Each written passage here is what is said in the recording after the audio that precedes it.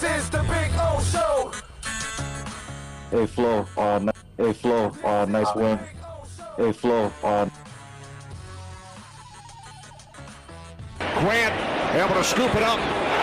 Out across the 25, Jakeem Grant, big return. And he was finally forced. Second down and 6. On the slant, it is caught. Preston Williams, top of the screen. David Long, number 25 in Ramsey's spot. As that pass, Dolphins lead the league in third down defense. Goff was under pressure. The pass is picked off. He was looking for Cooper Kupp. Christian Wilkins comes up with the interception. First of his career. From the 22 on first down. Tagovailoa throws, and the catch is made for a first down. On third and goal to the end zone. Touchdown. There is a flag. Catch made by Devontae Parker. Can we talk about the accuracy, Kenny? They must get to the 26 for a first down as Goff throws, and that's knocked down, nearly picked off. And Goff hit, ball comes loose. Dolphins have it. Across midfield, it's Van Ginkel. And he will take it all the way for a Dolphins score. We're calling a great game for the Dolphins. Another terrific kick by Hecker. Forced Grant all the way back to the 13. And now another big return by Jakeem Grant. Still going. Grant will take it all the way. 88 yards for a Dolphins touchdown on special teams. You see how fast he was, Kenny? Jeez. Goff picked off. He was hit as he got rid of the football, and Eric Rowe comes up with the interception. It's the third Rams turnover of this first half. Goff hit, loses the football, scooped up by Van Noy. The fourth Rams turnover inside the 10. Still going. Van Noy marked down at the 1-yard line. Josh Boyer's found out. They're exposing them right now. First and goal from the 1. There is a flag. Gaskin is in for a Dolphins touchdown. They've had all types of issues with this defense on third down. From the right hash, 48-yard attempt, and it's no good. This is the Big O Show. This is the Big O Show. All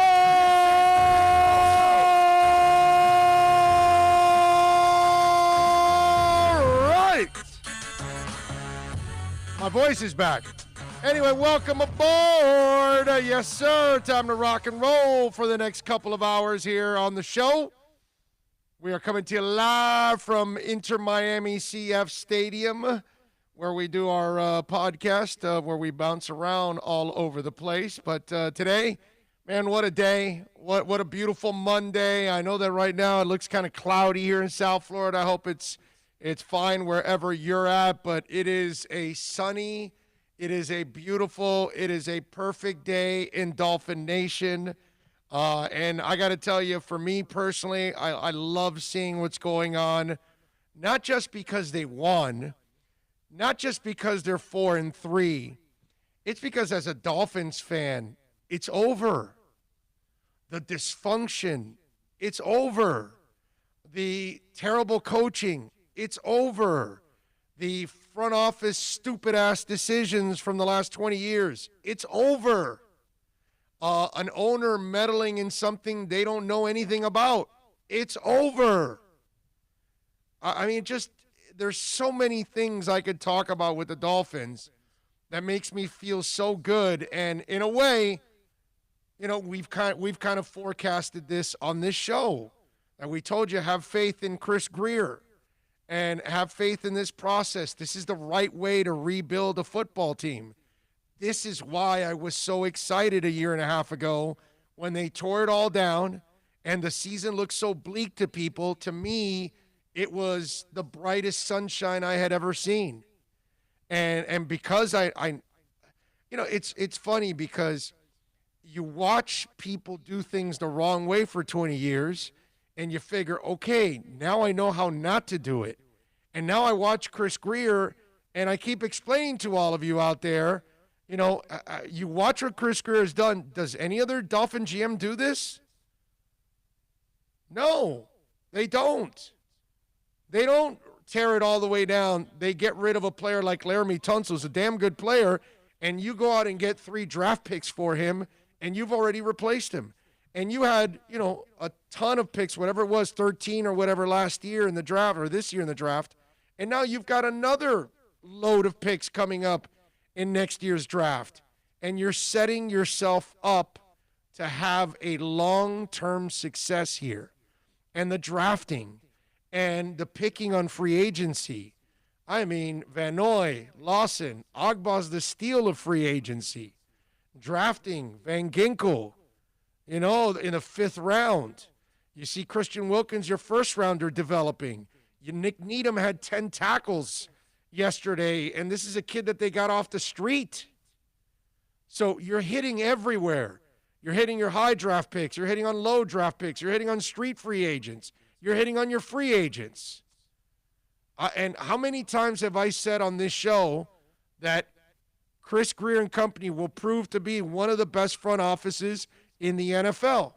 And it sounds super crazy, and it sounds like completely left field. Not anymore, right? All of a sudden, it's not even a year and a half yet, because it's a year and 7 games. Okay? We still got another game to go to get to a year and a half. And you've got the number 1 scoring defense in the NFL? Let me explain that again. You have the number 1 scoring defense in the NFL. How do you do that? You may have your franchise quarterback already. You have a different culture already. Last year, you were 0-7. This year, you're 4-3 in your first 7. You are now 9-7 in your last 16 games. You have a winning record in your last 16 games. How do you do this? How do you do a complete reset? I told you that they're going to start a trend, right? Told you that too a year ago. Watch. Now, most of them are going to fail. They're all going to think that what Chris Grier and company is easy, but no, dude, if your front office sucks, you can tear it all down and make all kinds of picks, and you make all the wrong picks, you're screwed. So to me, that's where I love what I'm seeing, because it's over, bro. All this craziness, some of you out there used to get pissed at me. Oh, no, he must hate the Dolphins. Oh, he must love when they lose. Oh, no, he's a Dolphin hater. I'm none of those things. Nobody loves the Dolphins more than I do. Nobody roots for them more than I do. But I'm just brutally honest. If I screw up, if Bill screws up, if my wife screws up, if my kid screws up, if my dog screws up, and certainly if the Dolphins screw up. If I'm going to be brutally honest about myself, my best friend, my family, why am I not going to be brutally honest about the Dolphins? Right? I mean, that's just the way it rolls. And it's not a matter of any agenda. The only agenda I have is that I want the Dolphins to be the best. I want the Heat to be the best. I want the Canes to be the best. I want the Marlins to be the best. I want the Panthers to be the best. That's my only agenda in life. I want Inter Miami to be the best. That's my agenda. But if they're not doing things right, I'm just going to call it like I see it. And that's what I did for 20 years, pissing some of you off out there. But if you were honest with yourself while you were pissed off at me, you were more pissed off that I was right. Because deep down inside, you hated what I was saying, but you knew I was right. And now, when the last year and a half that we've been talking about this change and what's coming, you didn't know I was right. You were hoping I'm right, or some of you were thinking I'm completely wrong. Now, you're finding out we're right again. We're right when they're bad, and we're right when they're good. And that's what I love, that now we get to talk about a real football team. And changing gears a little bit, okay? Where I think that the negativity that we've had for 20 years, some of you out there, you need to drop this shit. It's got to end, bro. It's got to end. It's got to end. And we've been talking about this for a while now, right? people chime in, oh, no, they'll screw this up. Stop it. This ain't the same old Dolphins. I keep trying to explain to people this isn't the same old Dolphins anymore. And so there's this air of negativity that flows, and there is no real reason for it right now. But like the newest one was, your team wins, your team kicks the Rams' ass, and yet we got a group of people that are just worried about Tua's stats. Stats are for losers. It's about winning, period. And what I saw yesterday was a game that rarely ever happens in Dolphin Nation. That was a team win, folks. Okay? And you know what's funny? All week, for 2 weeks now, people were complaining about, I can't believe they're starting Tua against the Rams and Aaron Donald. Are they crazy?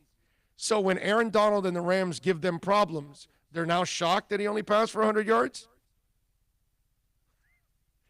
You can't have both. You can't say, wow, man, they gave him one hell of a challenge. And the first time out, Aaron freaking Donald, the best defensive player in the world. And then when he goes out and passes for, what the hell was it?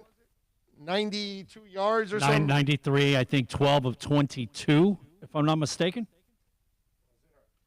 Freaking hurry getting prepared, and I got the wrong damn paper out. That's a little bit of my fault. What's it called? 12 of 22 for 93 yards and a touchdown. You know, so you can't be pissed off about him struggling against a great front and a defense. That team was 5-2 coming into that game. It's not like you dominated a team that was 1-4 and struggling and doing nothing.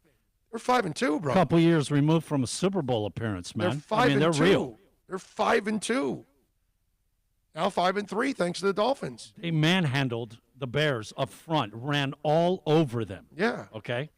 I mean, it's a really good team that you beat. So let's not. What I love is that the offense didn't really do their job, and the defense did, and special teams did. How many times does that happen? That's unheard of. That's a team win is what that's called. Eventually, Tua will figure it out. He'll play against Arizona this week. Their defense is not that good. He'll have a better week this week, and I'm sure he'll have a better week the week after that, and he'll get better and better as the year goes on, and he'll figure everything out. The game will slow down a little bit more for him. He'll have an understanding. But it's not about nitpicking. Dude, enjoy it. They're 4-3. They've won 3 in a row, 4 or 5. They're in second place in the division. They're in the playoff mix now. They've got the number 1 scoring defense. What's there to complain about? And how do you know that Fitzpatrick doesn't throw 3 interceptions in that game? That's the other thing. I get it. Tua passed for 93 yards, right? I understand it's not impressive to pass for 93 yards. He also didn't throw 3 interceptions. Didn't throw 2 and didn't throw 1. And the fumble, go back and look at that strip fumble by the greatest defensive player on the planet. Tua found somebody and that's what he was doing. He was in the motion of going to pass. And you got to give the other team credit, bro. That's it. Kid was trying to make a play. They knocked it away from him. That's it. I was more relieved, believe it or not, on Michael Brockers leveling his ass. And he got up. I was like, okay, that's a good sign. Good sign. He took one hell of a Malachi crunch hit. Man, he picked him up and like all body Leveled weight him. on top of him, bro. Leveled him. Woo. Leveled him. And he got up.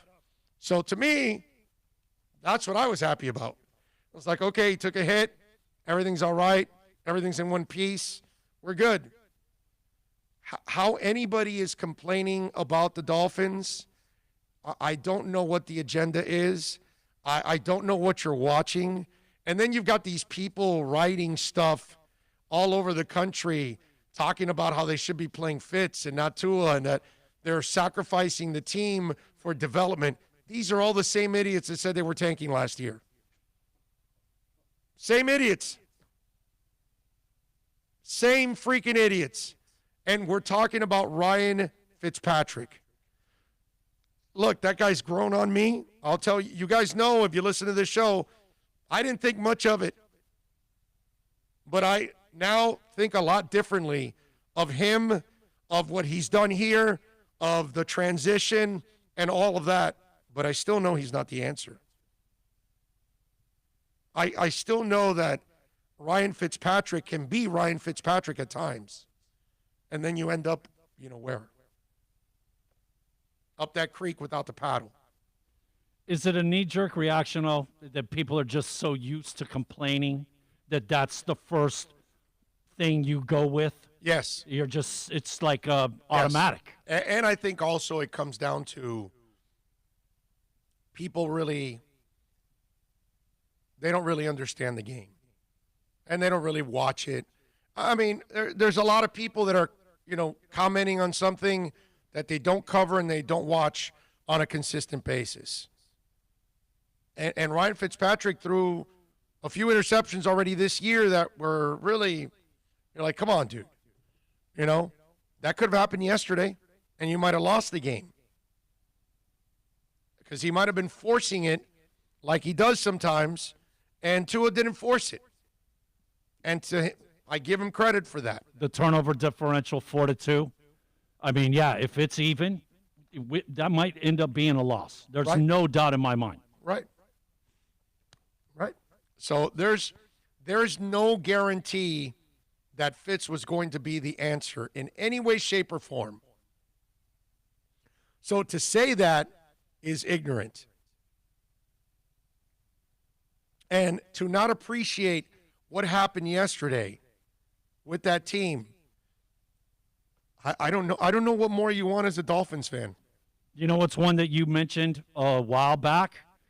Grant, and using him properly, a couple of offensive snaps, letting him be more the returner, and there you go. The longest return in Dolphins history. Right. And that's why you've got to find and understand roles for people. And that's what they did with Eric Rowe. Nick Needham had 10 tackles yesterday. It really is impressive what's going on here. Hard to believe we were saying need him. I don't need him. Yeah. Yeah. We don't need him. With Nick, we don't need to see him anymore.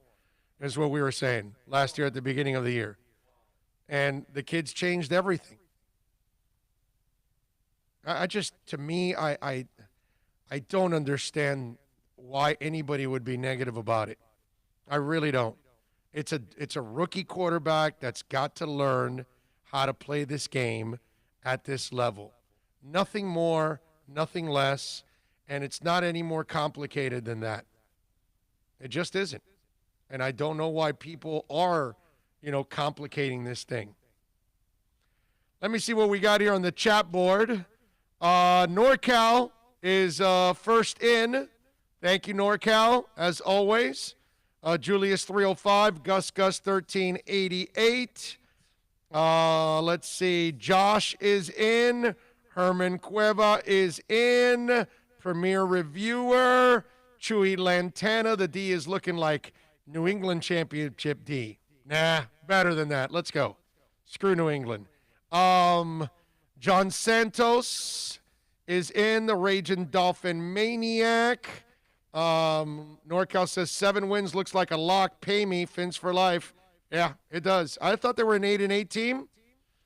They might be going 5 more to 13. I've been saying it, man. That's the formula. Right 0 for 16. We won 5. I'm just gonna add 5 to whatever you say, bro. That's it. Jay Gelfin says it's a magnificent Monday for Dolphins. Brian Flores is working on Coach of the Year. Amen to that, man. Amen to that. Drago is. It was nice to see the Dolphins playing D violently. My Dolphins. I'm so happy with our team. So damn proud of it. We rocked. Thanks, Big O, for walking us through the tough moments. Love you all. Yeah, I think we kept you guys level-headed all throughout last year, man. Troy says, afternoon, O and Bill. Hope we see a better version of Tua next week. You will, man. I'm not worried about that. I told you what I'm worried about with Tua. It's health. That's it. And he took some nice shots yesterday, so that was good. That was good. I was screaming so loud, it was like I was at the game yesterday. NorCal says, shout out to Brian Carroll, Las Vegas Dolphin Club, for getting my bet in on time.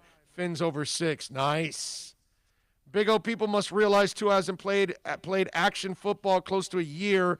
I personally can see the talent he has, but that defense, wow. Yeah, he'll be fine. Speaking of the defense, look, we got 130 points given up. Look at the company we're keeping. The Ravens, 132. Pittsburgh, 142. Colts, 136. Tampa, 142. We are keeping company with the elite. Yeah. Yep, Too Extreme is in the house. Thank you, Too Extreme. I know he was also checking us out on onside.com. Thank you all out there. Draco says they're also numero uno on third down defense. I'm with you, man. Oh, what's with the Tua hate? Don't understand why everybody's jumping ship. Hey, bro, they jumped ship on Gesicki. He's now a player, right? That's how it goes. They jumped ship on Chris Grier. Where are all the people that said Chris Grier couldn't do this job and that he'd been around for 15 years and he's part of the problem? Remember what wasn't it some of these idiots that we blocked recently a couple months ago?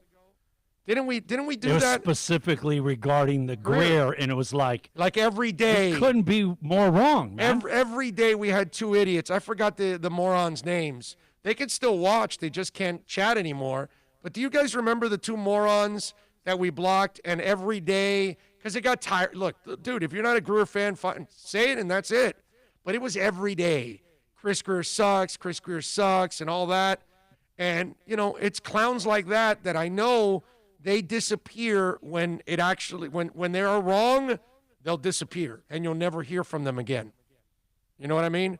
I forgot the two clowns' names. Maybe some of you will remember those two idiots that we blocked out. But that's why I blocked them out, because it just came with stupid stuff. It's the same thing every day. And you're not going to do that on our chat board. You got some kind of agenda and you want to every day say the same thing, you're out of here. I'm not going to even bother with that. Totally agree with you, Big O. Said last 20 years, ask, I'm a Miami Dolphins awake up today. Totally excited since Jimmy Johnson and Shula's days. Fins up. GP Trap says, happy Monday. There's a lot of you on the chat board today, man. Damn. First of all, let's go to Steve M. Thank you, Steve M. Giving us a little love on the Super Chat.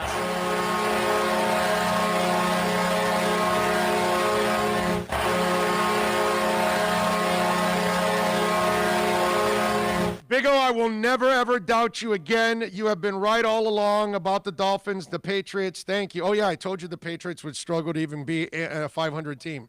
Yeah.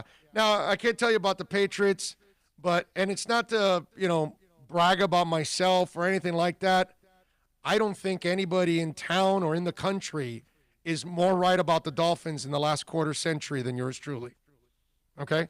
Last 25 years, I don't think there's a person, I know there's nobody in town, and I'm sure of it nationally, that has gotten anything closer than I have to the reality of the Dolphins, bad or good. Not just the Dolphins, man. I know, but the AFC East. I know, but it's kind of my specialty is the Dolphins. Yeah. So it's just something that I follow heavily, and you can push it out to the AFC East, man. Yeah, you've caught that stuff pretty good. Yep. And by the way, Josh Allen is kind of becoming Josh Allen again, the guy that I couldn't trust. Watching that score yesterday, did you start rooting a little bit? Like, man, the Patriots could help us, Yes. Right? I mean, it turned a little bit. Yes, but I'm enjoying so much the Patriots losing a lot. There's no way of losing, right? Yeah, you don't lose. It's a win-win for us. And here's my thinking. Did Miami not beat the Bills the second go-around last year? I'm pretty sure, right? Did they not beat the Patriots the second go-around last year? Okay. Bills will lose again before the Dolphin game. The Dolphins will beat the Bills and take over first place in the division, and they are going to crush the effing Patriots the next time they see them. So let the Bills win. That's what I was thinking yesterday. I'm not worried about it. I think my Dolphins, by the time Tua gets to play them again, he'll be in a groove. This defense is only going to get better. The offense will get better. And they lost by 3 in that game. They'll beat them next time around. With our corners, are you kidding me? Have you seen the difference that Byron Jones has made? Oh, the other thing. Where are all the people that were slamming on Byron Jones? Oh, they stabbed Byron Jones. He doesn't get enough interceptions. How many times did I tell you? Maybe he'll get more, but that's not what he does. You don't catch the ball on him. And guess what? He'll bat it away. You're not catching the ball on him. Anthony Perez chiming in with a little love on the super chat.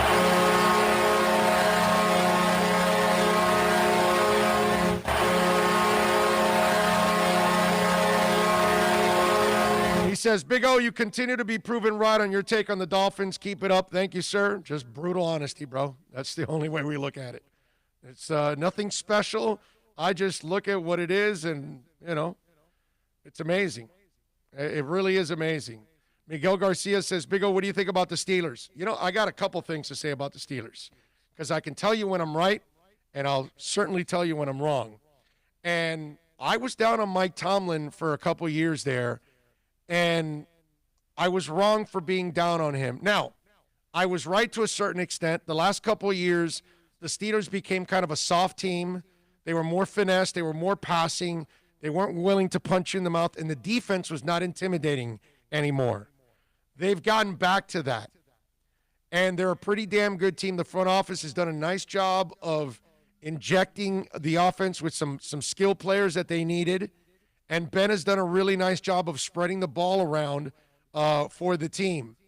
And it shows you that when you have disruptive people in the locker room like Ben Roethlisberger to go along with Antonio Brown and Le'Veon Bell, that you could have issues. And I think Tomlin did, after we saw when AB left, we kind of realized, wow, Tomlin was a magician. Because if he was keeping this crazy nut in check that many years, and now, we see what Antonio Brown is, and then Le'Veon Bell's been, like a fool, super talented guy, but obviously a lot of stupid things he's done in his own right. To me, that's where I got to give Tomlin a lot of credit and give him a lot of love and apologize and say, you had your, what it was it was like Riley. Riley had, it's not that he ever lost it, but he had a speed bump in his career with Whiteside and Johnson and Tyler Johnson and what was the fourth terrible contract, whatever, it doesn't matter. But, those 4 contracts that set this team back completely, terrible decisions on Riley's part. And I never said he lost it or anything like that, but there were people like that. I always said it was a bump in the road and he'll get back on track, and sure enough, he has. I should have said the same thing about Mike Tomlin, and I was wrong about Mike Tomlin, that he had lost it and he wasn't really, So props to Mike Tomlin, man. Good stuff by him. Ray says, howdy, everybody, Big O. Digging our fins, digging Onside Radio, digging the ESPN pundits eating their words on picking the Rams across the board. How about when Van Ginkel scores and they've got Rams touchdown? I mean, Fox was a disaster yesterday in that broadcast. Jonathan Vilma, okay, and I know he's a U guy, but at the beginning of the game, he's like, well, Solomon Kinley, has earned the right to start. He started 8 games for the Dolphins, and he's proven to them and everybody else that he belongs in the starting lineup. And I'm like, yo, Jonathan, this is the 7th game of the season. How's he played 8? Like, yo, what's going on? Back-to-back weeks listening to him because he did the Bears-Carolina game that we had broadcasted 2 weeks in a row. He is not very good. Well, I'm told. He is not. You want a little insight? He wanted to do this at ESPN, and they didn't want to let him. So ESPN was right, and Fox is obviously wrong. Right. Yeah. So, yeah, he was just kind of you know what was worse? I don't know if you watched any of the Indiana Northwestern game Saturday on ESPN. It was a tight game, 21-20. Orlovsky. I thought he was bad in studio, bro. He is worse doing color analyst for a game. Wow. He is the worst hot take guy that there is on television. The worst is Dan Orlovsky. It's almost as bad as running out of the back of the end zone. Josh says, thank God I made a bet, but I almost backed off. I made the bet thinking Fitz was the starting QB against the Rams, but thank God the Finns won because I trust this team. You should trust them, man. They've earned your trust, Josh. They should earn everybody's trust. And people should start being a little bit more, most of us are positive, but those negative people, I just don't understand. I really can't understand how there's any kind of negativity around the Dolphins. I don't know how you can't be thinking like, holy crap, dude, we got our shit straightened out here, bro. We got a team now. We got a coach. We got a front office. The owner's not, making any kind of decisions here. Everything has fallen into place. I don't get it, man. I don't understand any of the negativity. I mean, when people were sending me tweets, we got the wrong guy. We should have drafted Justin Herbert. And I go, the guy that's 2-5? You mean the guy that had a 24-3 lead yesterday, and they could not add more points to it so they can, win the game? The guy that's 2-5? It's almost like you wanted to see Tua pass for 300 yards and lose. So then you would have felt better? Wait a minute. I went through Marino's whole career like that. He would throw for 300 yards. They'd score 30, 35 points, but the defense would allow 35 or 40 points. So that was a problem. I know we had a great quarterback, but we didn't have a great running game. We didn't have a great defense. You just beat 5-2. I know. That's out of the best division in football. Yeah. It's legit. Yes. And it's still not enough. I think it's enough for most of us. Okay, I think I'm going to give credit to most Dolph fans. I think most Dolph fans see the big picture and they say, okay, we're on our way. It's a small portion of, idiots and just misled people, misinformed. And I don't think they're really watching it closely like you guys are, like most of you hardcore guys and women out there are watching it, That's why it's funny that I'm glad we, those two idiots that kept, and I forgot the idiots' names. Does anybody, I mean, I couldn't check all the texts because there's so many texts here. Did any of you actually type in their names? I forgot the two idiots' names that we blocked. The last one, I know we were at VSS, West Pines. What's that? When you excommunicated them. The second one, not the originating one. But the second one, I remember we were at VSS. It was so many months ago now that I forgot yeah, already. it's probably somewhere about 8 to 10 weeks ago. But it's like these are people that, again, they weren't worth the hassle. And I knew it because it's like it's mindless crap that you just say. And I explained to people you guys know it, that you watch the podcast every day. I told you that if one regime change after another kept Chris Grier around, all your reports are on record. That's simple. So the new coach takes over, the new GM takes over. All right, let me evaluate everybody. All right, let me see their reports. And then they see the people that are filing terrible reports, and all right, get this guy out of here. Nobody ever got rid of Chris Grier. Do you know why? Because he was filing good reports. He was telling, you should have picked this guy, that guy, and most of his picks must have been pretty damn good. Problem is, he's black. That's a problem in this world, bro. You're black, you don't get treated the same way. You get treated differently. You don't get the same opportunities. That's why I told you guys a long time ago, every minority is focused in on what's going on here. Because every minority is rooting for Chris Grier. Every one of them. They need Chris Grier and Brian Flores to kick ass because that will then make all the other white owners start giving chances to black people that deserve it. And finally, Stephen Ross came to his senses and said, well, this guy Chris Grier, how comes he's always here? And somebody must have explained to him, Mr. Ross, he knows what he's doing. He should be given an opportunity. And finally, somebody was smart enough to give Chris Greer the opportunity, and the rest is history, bro. And he's in the middle of one of the greatest turnarounds in professional sports history right now. If it continues at this pace, to strip it down to the bone the way they did, that they didn't have much players left over to build on, and to pretty much, this is all their guys. Almost everybody is all their guys. Even X was drafted by Chris. Telling you, this is amazing stuff. Are you ready to change your 7-9, 8-8 prediction? It was 8-8. Are you ready to No, say? you can't. I told you, you're you can't do that. You can't do that, bro. Well, you can make a modification. We will allow it. No. No modifications. I want to see how wrong I am. Okay. No, there's nothing wrong with that. If I'm going to take pride in when I'm right, Okay. you gotta be a man and deal with when you're wrong. And it's a good wrong to be, by the way. Yeah. Oh, yes. 'Cause if they're going to win more than 8, it's fine by me. I mean, they've won 9 in their last 16,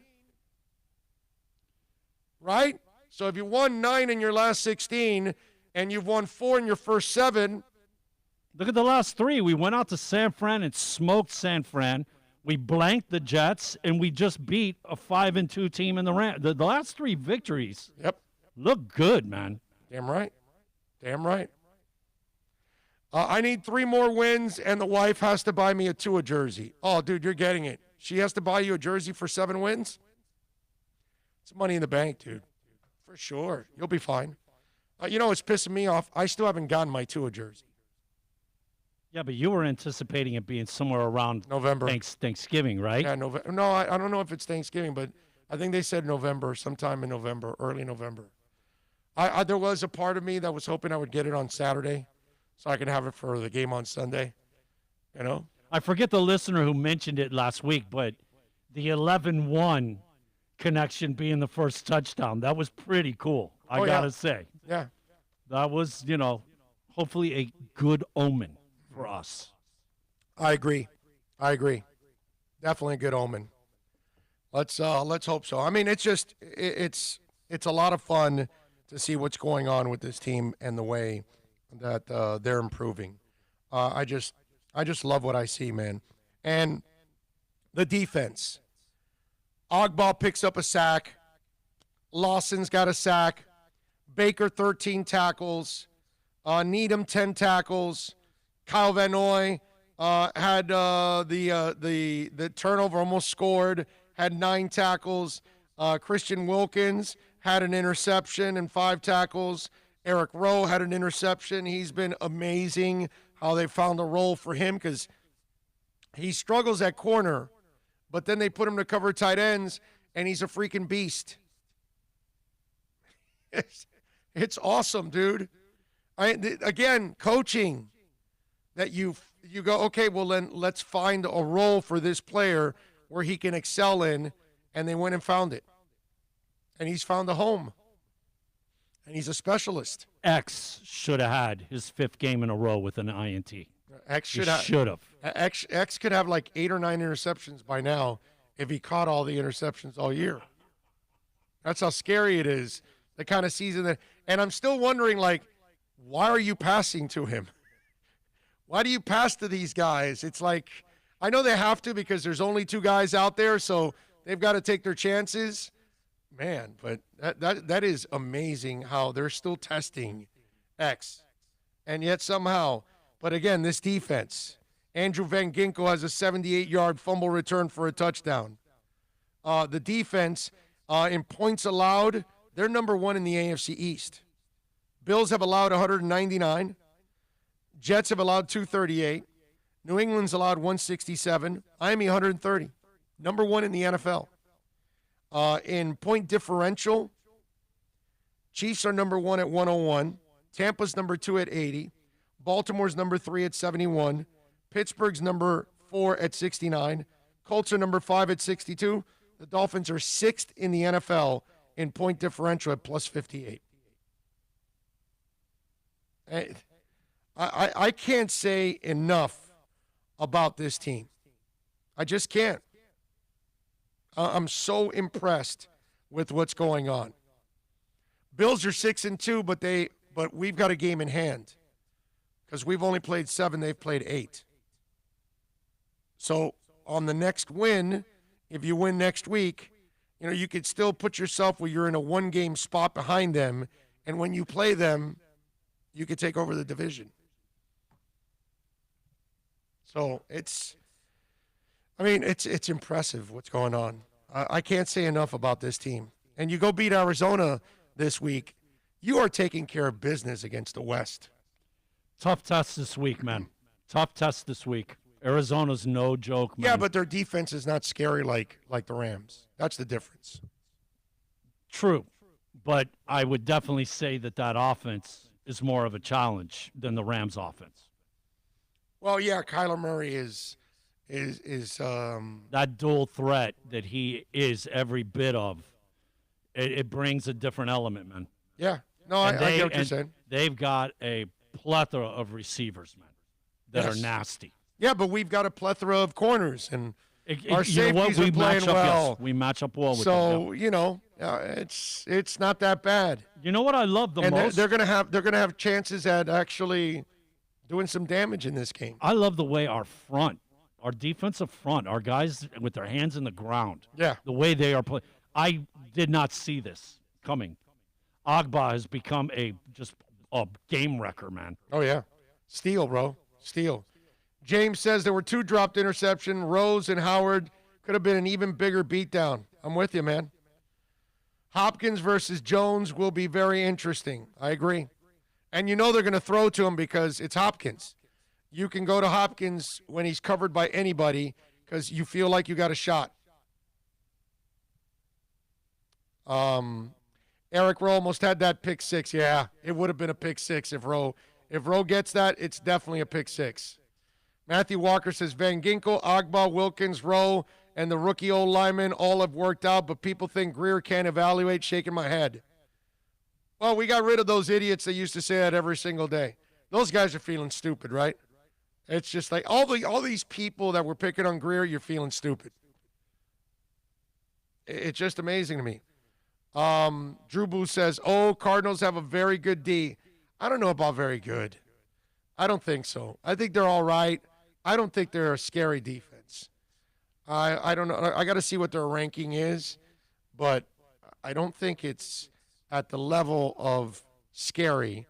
But I'll check it out. I'll see what they got here. The one kid that has really come on is the Christian Kirk kid, the receiver. Oh, yeah. Man. 2 touchdowns the last couple games, man. That guy is every bit a burner, man. Yes. Well, but I mean, that he kind of came in with that reputation. You know what I'm saying? So that's it doesn't hurt when you're the third option either. You got Hopkins and Fitzgerald. Right. You're usually matched up against the 3 man. That is a mismatch for that kid right now. Yeah. Yeah. No, you're right. Let me see here let me see how we can check this out. I got the defense here. Scoring, let me see.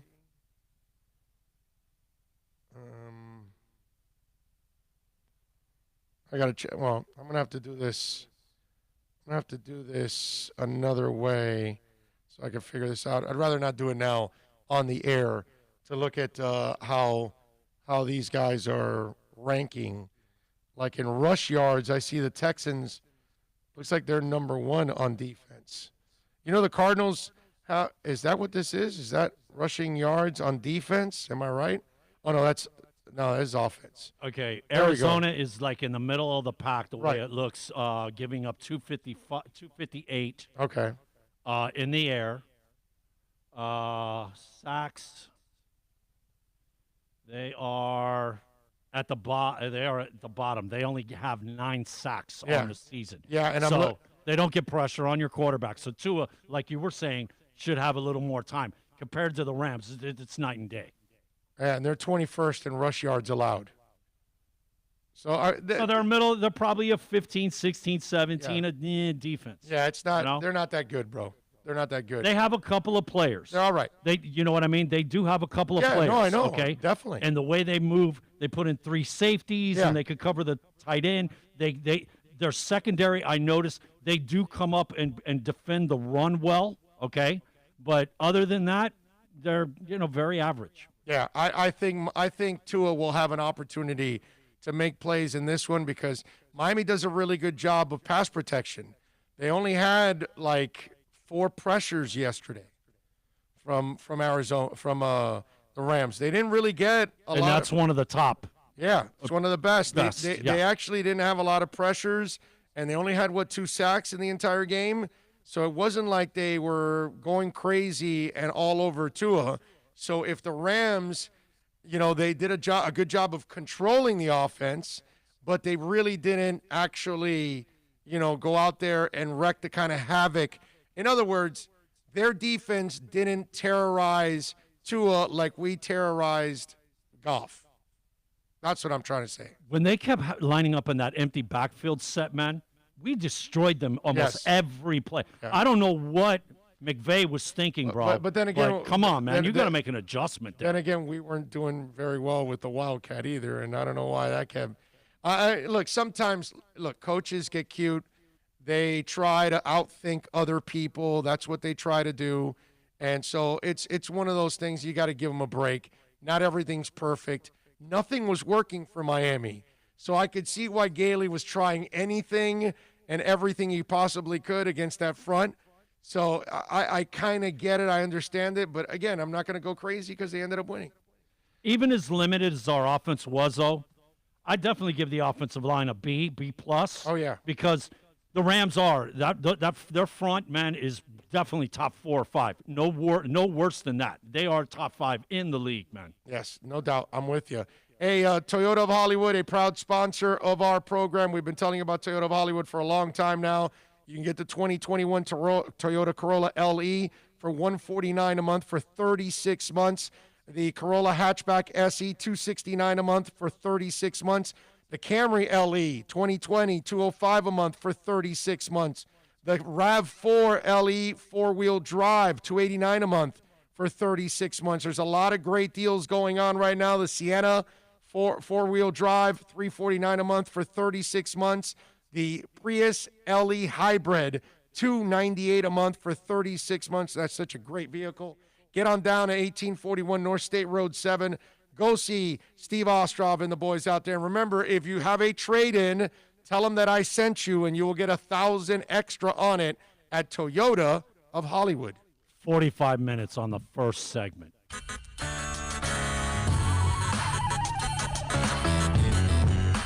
America's premium sport compact sedan is at Acura of Pembroke Pines, and this is how we do it. 2020 ILX, $199 a month, $199 at Acura of Pembroke Pines, the #1 volume Acura dealer. Hey, it's Big O. For all of your family dental needs, please reach out to Moody's Dental. I've known Eric for a while, a big fan of our show. Call him at 305-821-0231. Whether it's you or your kids that need some dental help, whether it's implants, Invisaligns, they are the experts. Or if you're just looking to fill a cavity or clean your teeth, or maybe even get a crown, you are going to love the professionalism, the family-like atmosphere, and of course, when you talk about being clean, that's what it's all about in today's society. You are going to go to an extremely clean place. Go to moody'sdental.com, go to the website, follow them on Facebook, Instagram, and Twitter at Moody's Dental. Tell them that Big O sent you. 305-821-0231, or go to moody'sdental.com. Are you tired of watching the same old travel videos on the internet? Well, then check out MikeNoGoZones.com, a travel documentary that's breaking barriers. I go to the places that the media tells you to peer, where no one else dares to go.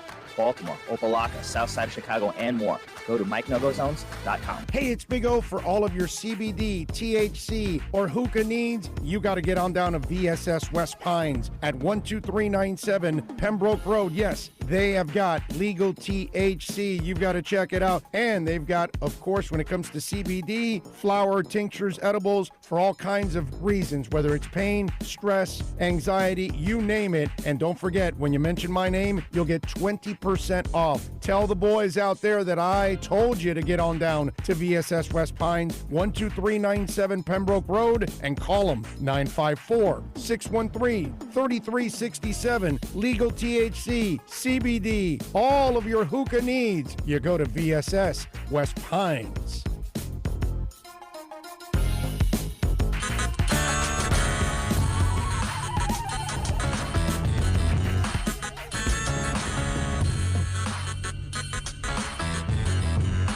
This is the Big O Show.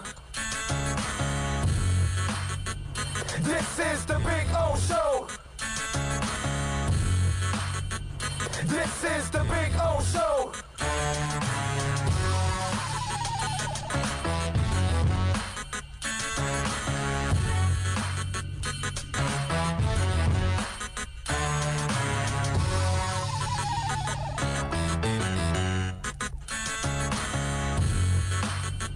This is the Big O Show. This is the Big O Show. This is the Big O Show.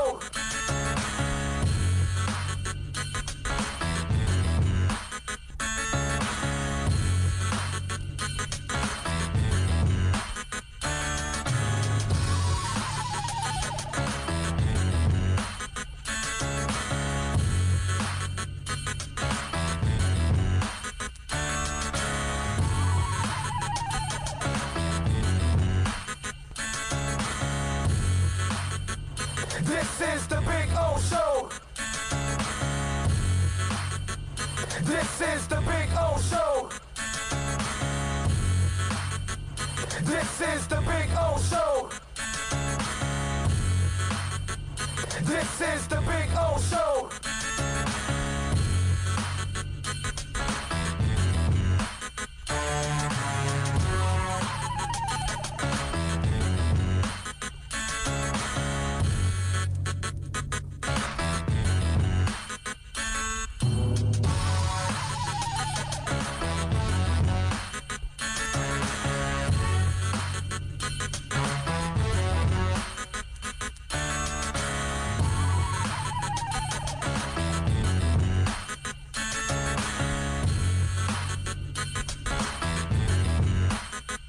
is the Big O Show.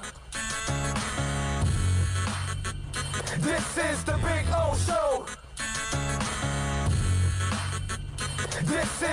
O Show.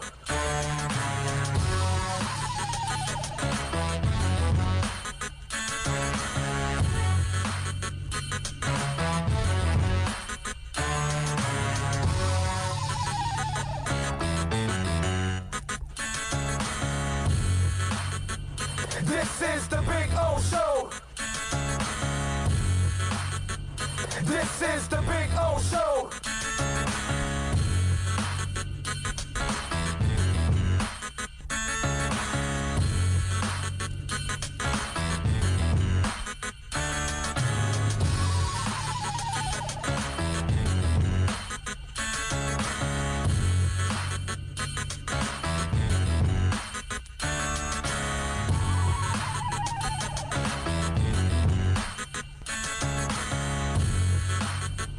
This is the Big O Show. This is the Big O Show. This is the Big O Show. This is the Big O Show.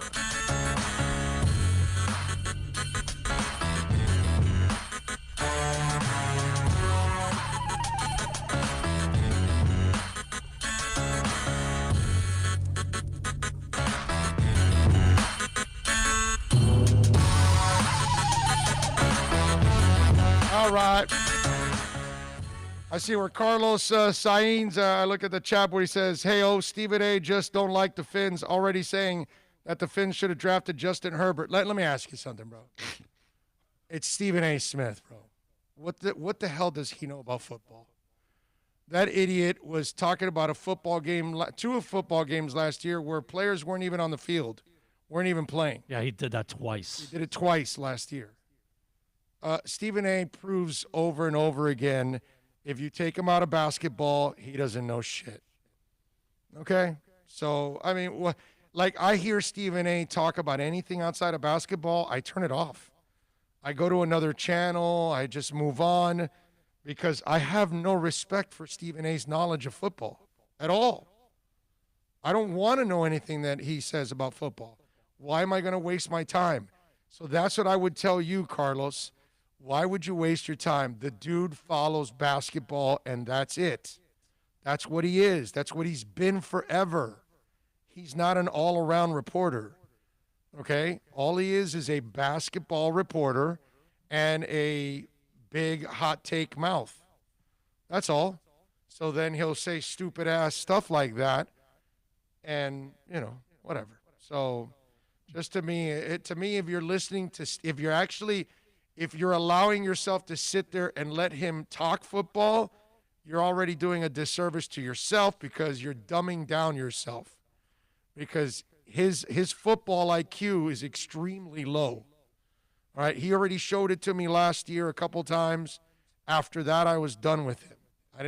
Now I knew what you were. Now I know you're a joke and you're just saying crap and you're just going off headlines or some stats that your producers give you and that you don't really watch the games. This is why I don't like listening to other people outside of our market talk about our teams because they're not really watching them.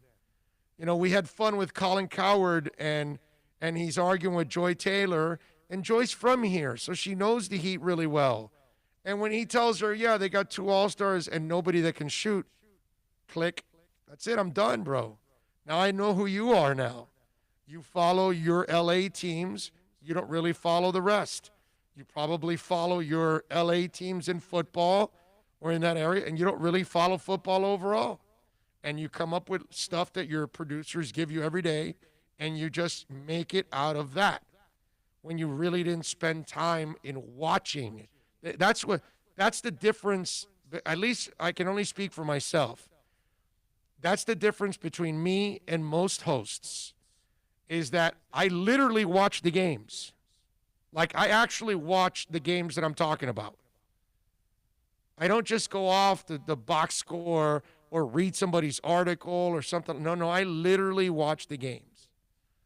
So that's why I can actually talk about them, because I watch the damn game. That's the difference. A lot of people don't watch the games, man. They just have their producers create their own shows. And whether it's Bill here or Tito on Onside, neither one of them create my shows. Not one of them. Won't allow it. They contribute. They help out. They find sound. They'll find a story, but they'll give it to me. And then I put it on my list. And if I want to talk about it, I talk about it. And if I don't, I don't. But I will read. I will find out about it. And I probably, will know something about it. But that's the way I do things. A lot of these guys, like Stephen A., they don't watch it, dude. They don't watch it. During the break, just checked on Arizona, where they're at defensively, okay? Where are they? Total yards, 23rd with 378. They're 18th against the pass with 247. Against the run, 131 yards, ranks them 25th. So now, even Myles Gaskin will have a good day. Now, bend, week. don't break. They are 8th, giving Scoring? up points. Okay. 20.9 points a game. Okay. So you get yards, but they usually keep you out of the end zone, obviously. All right. So there you go. So Miami will have a shot to move the ball on these guys. Like I told you, I don't think they're facing the kind of defense they face with the Rams. Do we need to be looking for a running back before the deadline? No, sir. No, there's no need. If somebody's giving away a running back, then yeah. But they're not. Again, we're trying to retrain you. This is not about stupid. What are you giving it up for, sir? Are you a Super Bowl team? No, right? So there's no reason to give up a pick for the most interchangeable position in all of pro sports, the running back. The most devalued position in all of pro sports. Any sport, you name it, the most devalued position is the running back. So they'll draft one next year, right? They'll draft a quality back, but they're not going to be giving away any kind of high picks for any guy. That's just not what they do anymore. They don't do those kind of things. Now, a couple years from now, when I think they're Super Bowl ready, then if they think they're one player away, I could see them giving up a higher pick to just acquire that whatever. Defensive end, left tackle, shutdown corner, wide receiver, whatever. I could see them doing that. But right now, Nah. I don't think they're going to go crazy and they're going to panic. Oh, and we've got to get a running back. It's just not their style anymore. It's not the team that they're. Remember, Wanstead needed a running back, and he traded a third-rounder for the kid from St. Louis. What was his name now? But again, it ridiculous. Why? Because he thought that running back alone would put their team over the top, and and then you give up the 2 first-rounders for Ricky, and then he goes and leaves your team to smoke weed. It's just not this team anymore. We're not doing that, and I love it, by the way. Let's see. We need to trade out of that Houston number 1 pick and load a late number 1 in 2021 and another 2022, so we're constantly loading. I could see them doing something like that, but it all depends where that number 1 pick lands. Because if it's a game, remember, if it's a game changer like a number 1 wide receiver, they need that, right? If it's a young defensive end, they need that, So it all depends on what it is, what's there with that first-round pick. Is it a player that can really be a cornerstone guy for you?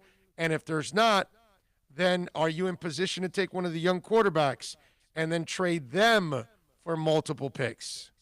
It all depends, Tremonio, where that pick ends and then what you make a decision with. Because it could lead you to several players if you can get a young quarterback. It could lead you to a couple players, obviously, because it's a high pick, but it also could lead you to a franchise player that you don't want to pass up and you got to take. So that's the good thing. And the more that they hit on all these picks, obviously they're not going to be able to sign all of them, but they will be able to, get compensatory picks out of all of this, which, again, helps you in the cycle of continuing to reload constantly if you're hitting on your draft picks. One of the things that the Patriots, we always saw, they got 3 or 4 picks between the 3rd and 4th round. Like, what the hell, man? Yeah. We're going to become that team. How do you feel about Coach Mario? What is that? Is that Mario Cristobal? I don't know what we're talking about. You gotta be a little bit more clear there. GGG, whatever it is, however the hell you pronounce that. Jose Cabrera says, I think Tua will get better every week. You'll see, like his poise. I agree. Russell Wilson gave them those numbers. LOL. Colin Coward and Leatherface Bayless are the worst. Let's see. What do we have here? Big O, is it possible that the game could be moved because of possible COVID-19 cases for Cardinal players? Yes, sir. It is very possible. What they'll do is they'll close down the facility. They'll test people daily, and if they can, by the end of the week, have several tests that everybody's clean and they got the people that were infected out, then they'll play the game on Sunday. But it could be a Monday or Tuesday game, yes. That could end up happening. I will say that. There's a possibility. That one I would tell you that there's a shot, 786-322-1105 is our text line if you want to get in at 786-322-1105 on our text line. You can also reach out to us on Twitter. That's at Big O Show. Follow us there as always. RVA says, you nailed it. Greer is black. That's why you get blocked. That's why you block those 2 jackasses. Yep, exactly. I'm with you, man. Had to block the jackasses. Dolphins got the best scoring defense in the league, carrying them to a wild card playoff spot. That's what we got going on. Big O, if Brian Flores is not in consideration for NFL Coach of the Year, then there's something seriously wrong. Can't argue with that. He has to be there, man. Big O, this game is losing my mind with excitement. All the doubters and haters can shove it. This front office and Coach Flores have been nothing short of remarkable, and it's only the second season. We have our coach, our QB. We have a team again. Let's go. I agree. Big O, I just saw your video from my question for Belichick. It was perfect sense what you said. Bill said something I was also going to ask. If Bill wants to break down winning records to 348G from Pennsylvania. All right, G in Pennsylvania. Appreciate you as always, my man. Continue to build the trenches. Great opportunity. Take advantage of it. I agree.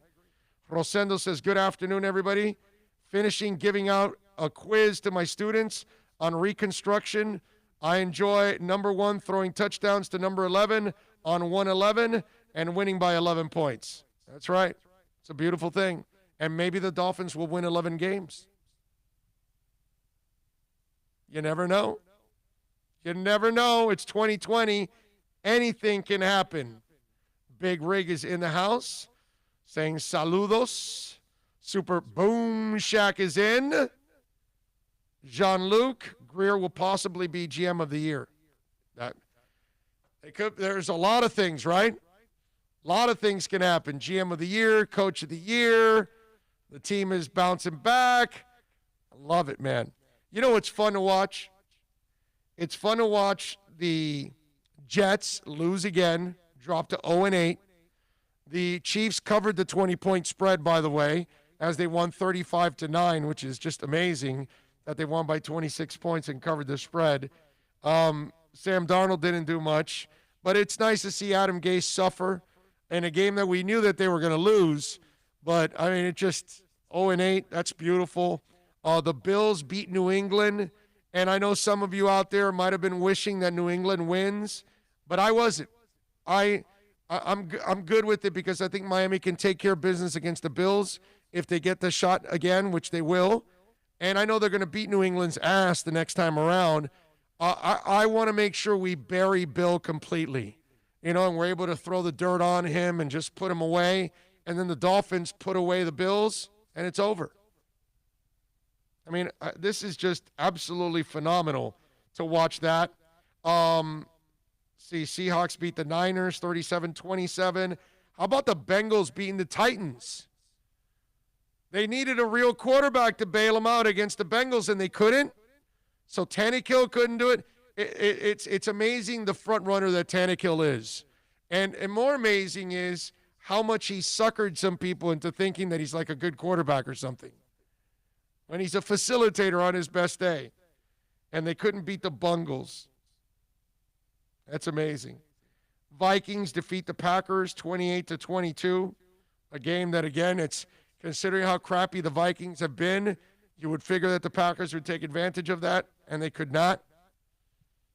Some of the stuff that went on, man, in this week, just amazing. And, I was talking about this on my Onside show. The Rams have a pretty good defense. Last week against the Bills, Nick Foles threw 261 yards, more than Tua, but he threw 2 interceptions in that game. They scored 10 points. Okay? And out of those 10 points, it was a fumble return for a touchdown that the Bears had. So they didn't even produce those 10 points completely on offense. That was on defense. The all-pro Jackson, the safety. That's right. Week 6 against the Niners, Garoppolo had a good game. 3 touchdowns, 268 yards. Week 5 against Washington, Kyle Allen, 9 of 13 for 74. And Alex Smith, a veteran, 9 of 17 for 37 yards. No touchdowns, no interceptions. The Giants against the Rams, Daniel Jones, 23 of 36 for 190 yards, no touchdowns, and an interception. Week 3 against the Bills, this is the best game against the Rams. Josh Allen, 24 of 33, 311 yards, 4 touchdowns, and an interception. Carson Wentz in Week 2 had 242 and 2 interceptions. Week 1, Dak Prescott playing really well for the Cowboys before he got injured.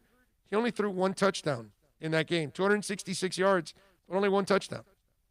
My point is that most quarterbacks struggled against the Rams. They've only given up 2 really good performances so far all year. In their 8 games, 2 out of the 8 have been impressive. Garoppolo and Josh Allen. Everybody else has either been pedestrian or less than that. So when Tua is less than that, because he wasn't even pedestrian, how are we shocked? But again, do most people go back and do the homework and look at all the other quarterbacks that face the Rams? No, of course not. So they make it sound like Tua's the only guy that struggled against the Rams this year. And he has every reason to struggle because he's called a rookie, and he had no offseason, no preseason, no training camp, no off-season mini camps, nothing.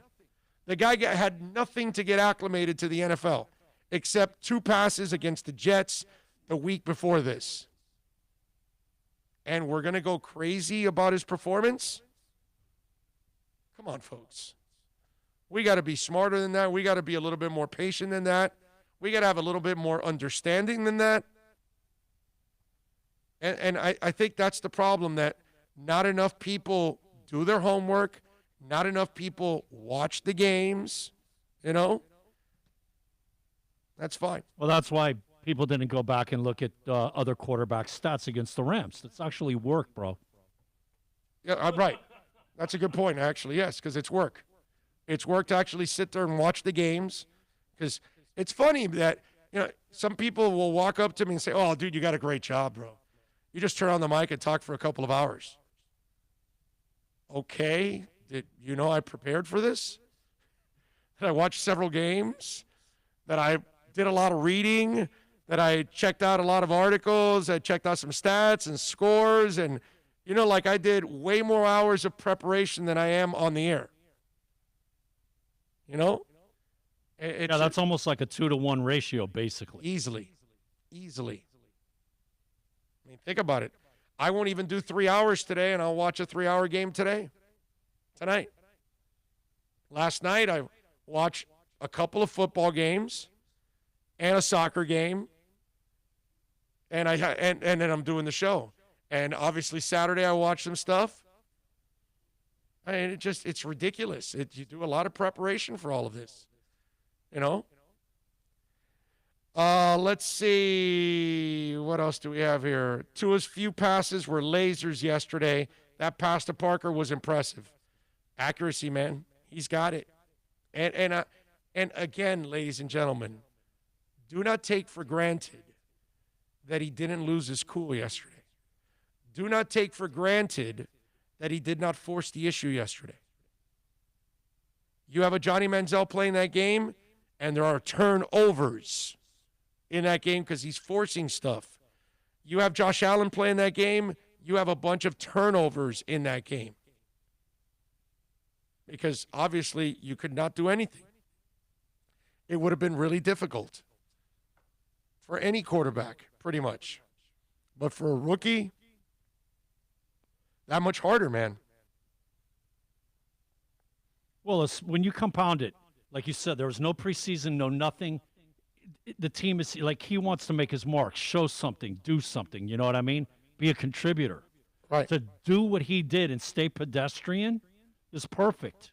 Right. Well, it was absolutely perfect. He didn't have to go crazy because they were in control. That's all. It's pretty simple. 49ers, by the way, we have some NFL news breaking over the last hour here. The Saints and Niners have reportedly hooked up on a trade before the trading deadline, which is tomorrow at 4 o'clock. According to multiple sources, the Niners are sending veteran linebacker Quan Alexander to New Orleans. Schefter from ESPN reports the Saints will send a conditional 5th-round pick and a likely player to the Niners. And that likely player now is known. It's Kiko Alonso. So basically, what the Niners are doing is getting a 5th-round pick for Quan Alexander. If he makes the roster, that's probably what it is, and they'll cut Kiko. Boy, I remember some of you out there were falling for the Kool-Aid. Even my boy Channing Crowder over at QAM, he was falling for that Kiko Kool-Aid, and he played that position. And I was like, wow. It's kind of like the Tannehill thing, that some of you actually think he's a good quarterback when he's really not. He's just a game manager, that things go well for him when, you know, he can throw a 7-yard crossing route to A.J. Brown, and A.J. Brown can go 70 yards, or he tosses it out to Derrick Henry, and Derrick Henry goes 70 yards for a touchdown. You know, or what's the Jonnu Smith? You know, he hits a 6-yarder, and Jonnu Smith goes 45 yards for a touchdown.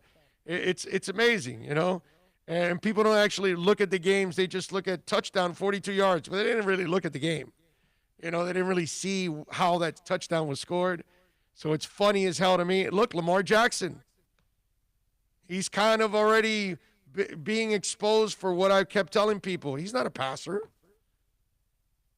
And it's crazy, man. So anyway, Niners trade Quan Alexander to the Saints for Kiko Alonso. The Chargers have traded Desmond King to the Titans. The cornerback and punt returner, all pro in 2018, been traded to the Chargers. Traded from the Chargers to the Titans. The Titans gave up a 6th-round pick to get King. The Titans are 5-2 and fighting for a playoff berth. So they will get Desmond King. What else do we have here? Marlon Humphreys, by the way, for the Ravens, has tweeted out that he has tested positive for COVID-19. He says Monday morning, I got the Rona.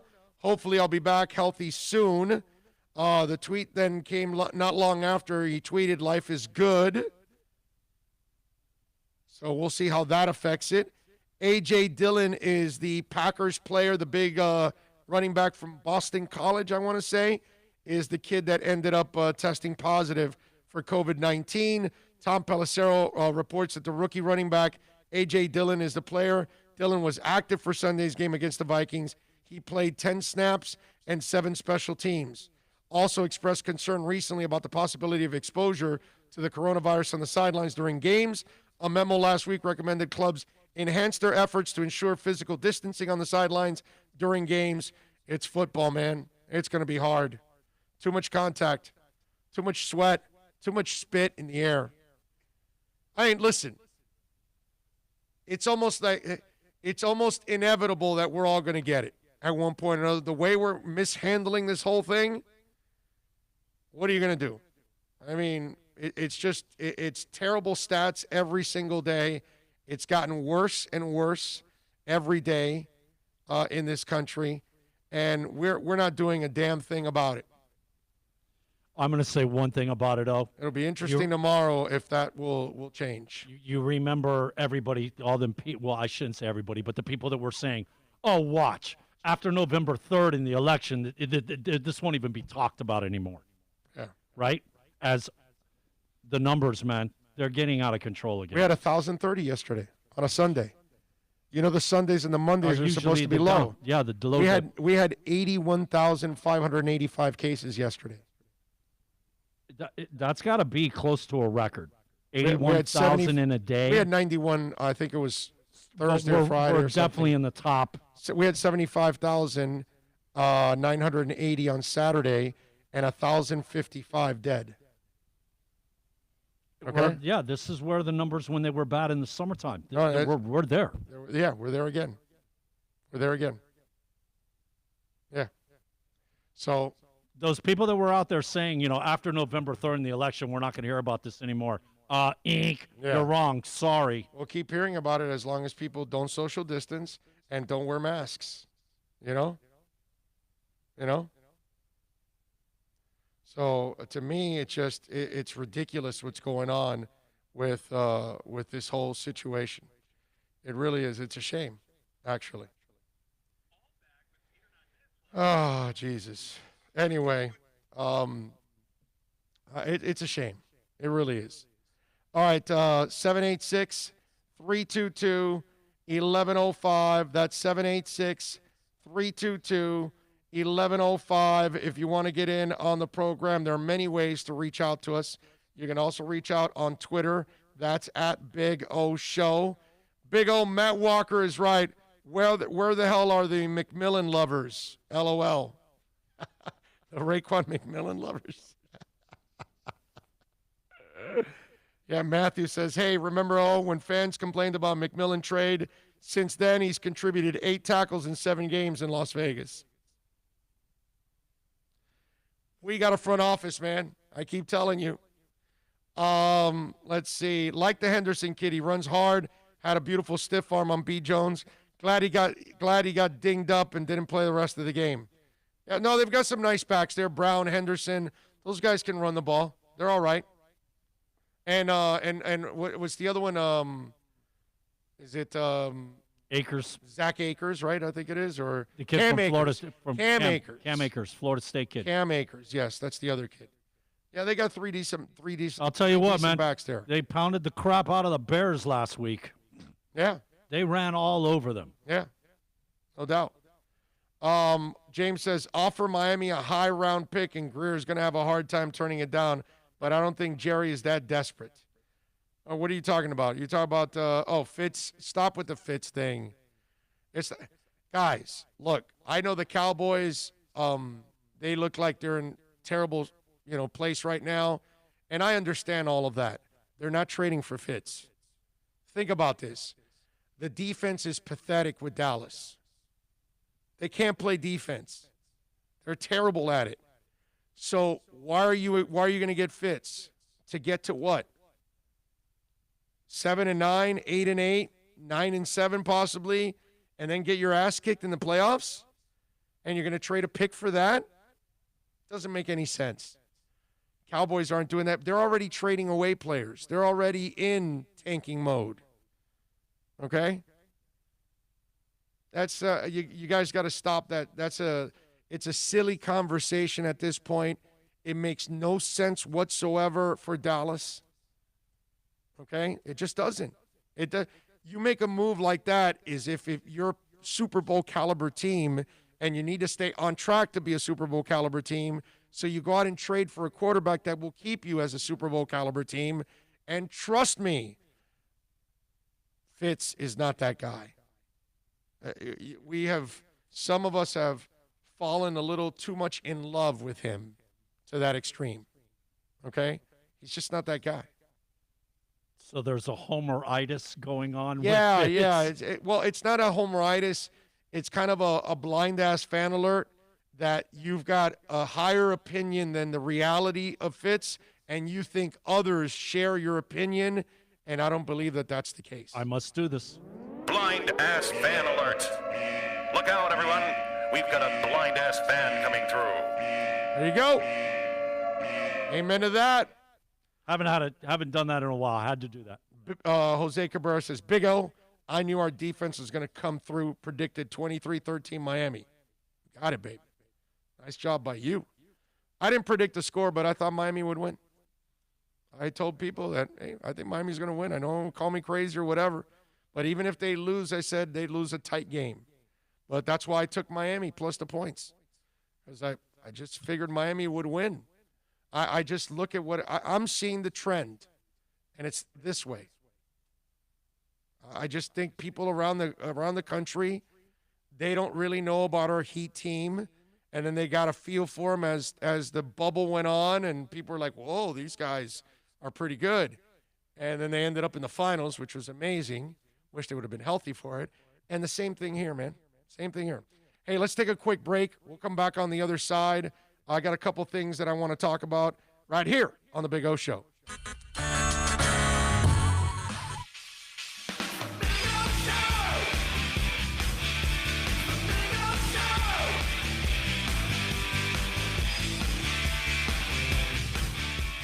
Big O for all of your CBD, THC, or hookah needs. You got to get on down to VSS West Pines at 12397 Pembroke Road. Yes, they have got legal THC. You've got to check it out. And they've got, of course, when it comes to CBD, flower, tinctures, edibles, for all kinds of reasons, whether it's pain, stress, anxiety, you name it. And don't forget, when you mention my name, you'll get 20% off. Tell the boys out there that I told you to get on down to VSS West Pines, 12397 Pembroke Road, and call them 954-613-3367. Legal THC, CBD, all of your hookah needs. You go to VSS West Pines. Are you tired of watching the same old travel videos on the internet? Well, then check out MikeNoGoZones.com.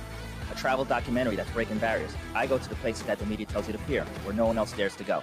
Baltimore, Opelika, South Side of Chicago, and more. Go to MikeNoGoZones.com. Hey, it's Big O for EJD Construction. Listen, I've been telling you about Eric for a long time now. Custom home builder for additions, home remodeling. We're not talking about a handyman. Maybe you want to redo that man cave. We're not going to a lot of live sporting events. So you want to improve that experience in your man cave? Call them 305-433-4843. Tell them that Big O sent you and go to the Instagram page. You can see the before and after there. You'll be impressed. EJD_construction. Call them 305-433-4843 or go to the website ejdconstruction.com. America's premium sports sedan is at Acura of Pembroke Pines, and this is how we do it. TLX $259 a month, $259 at Acura of Pembroke Pines, the #1 volume Acura dealer.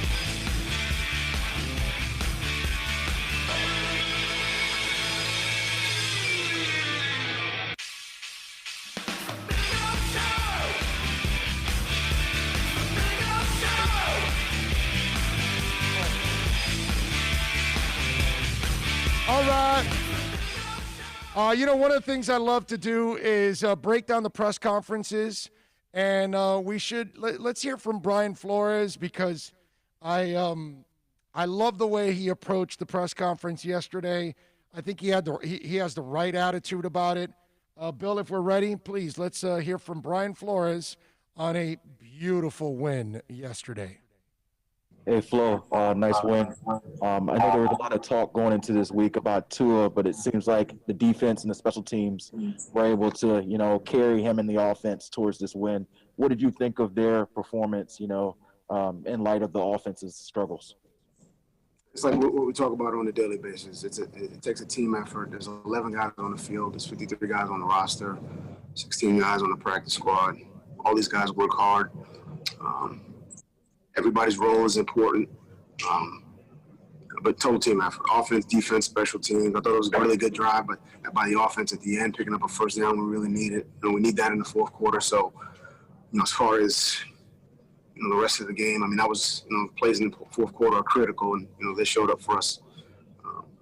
Got us a big first down late. So, a lot of things for us to improve on, like there are every week, but good team effort. And I think our guys showed a lot of mental toughness this week.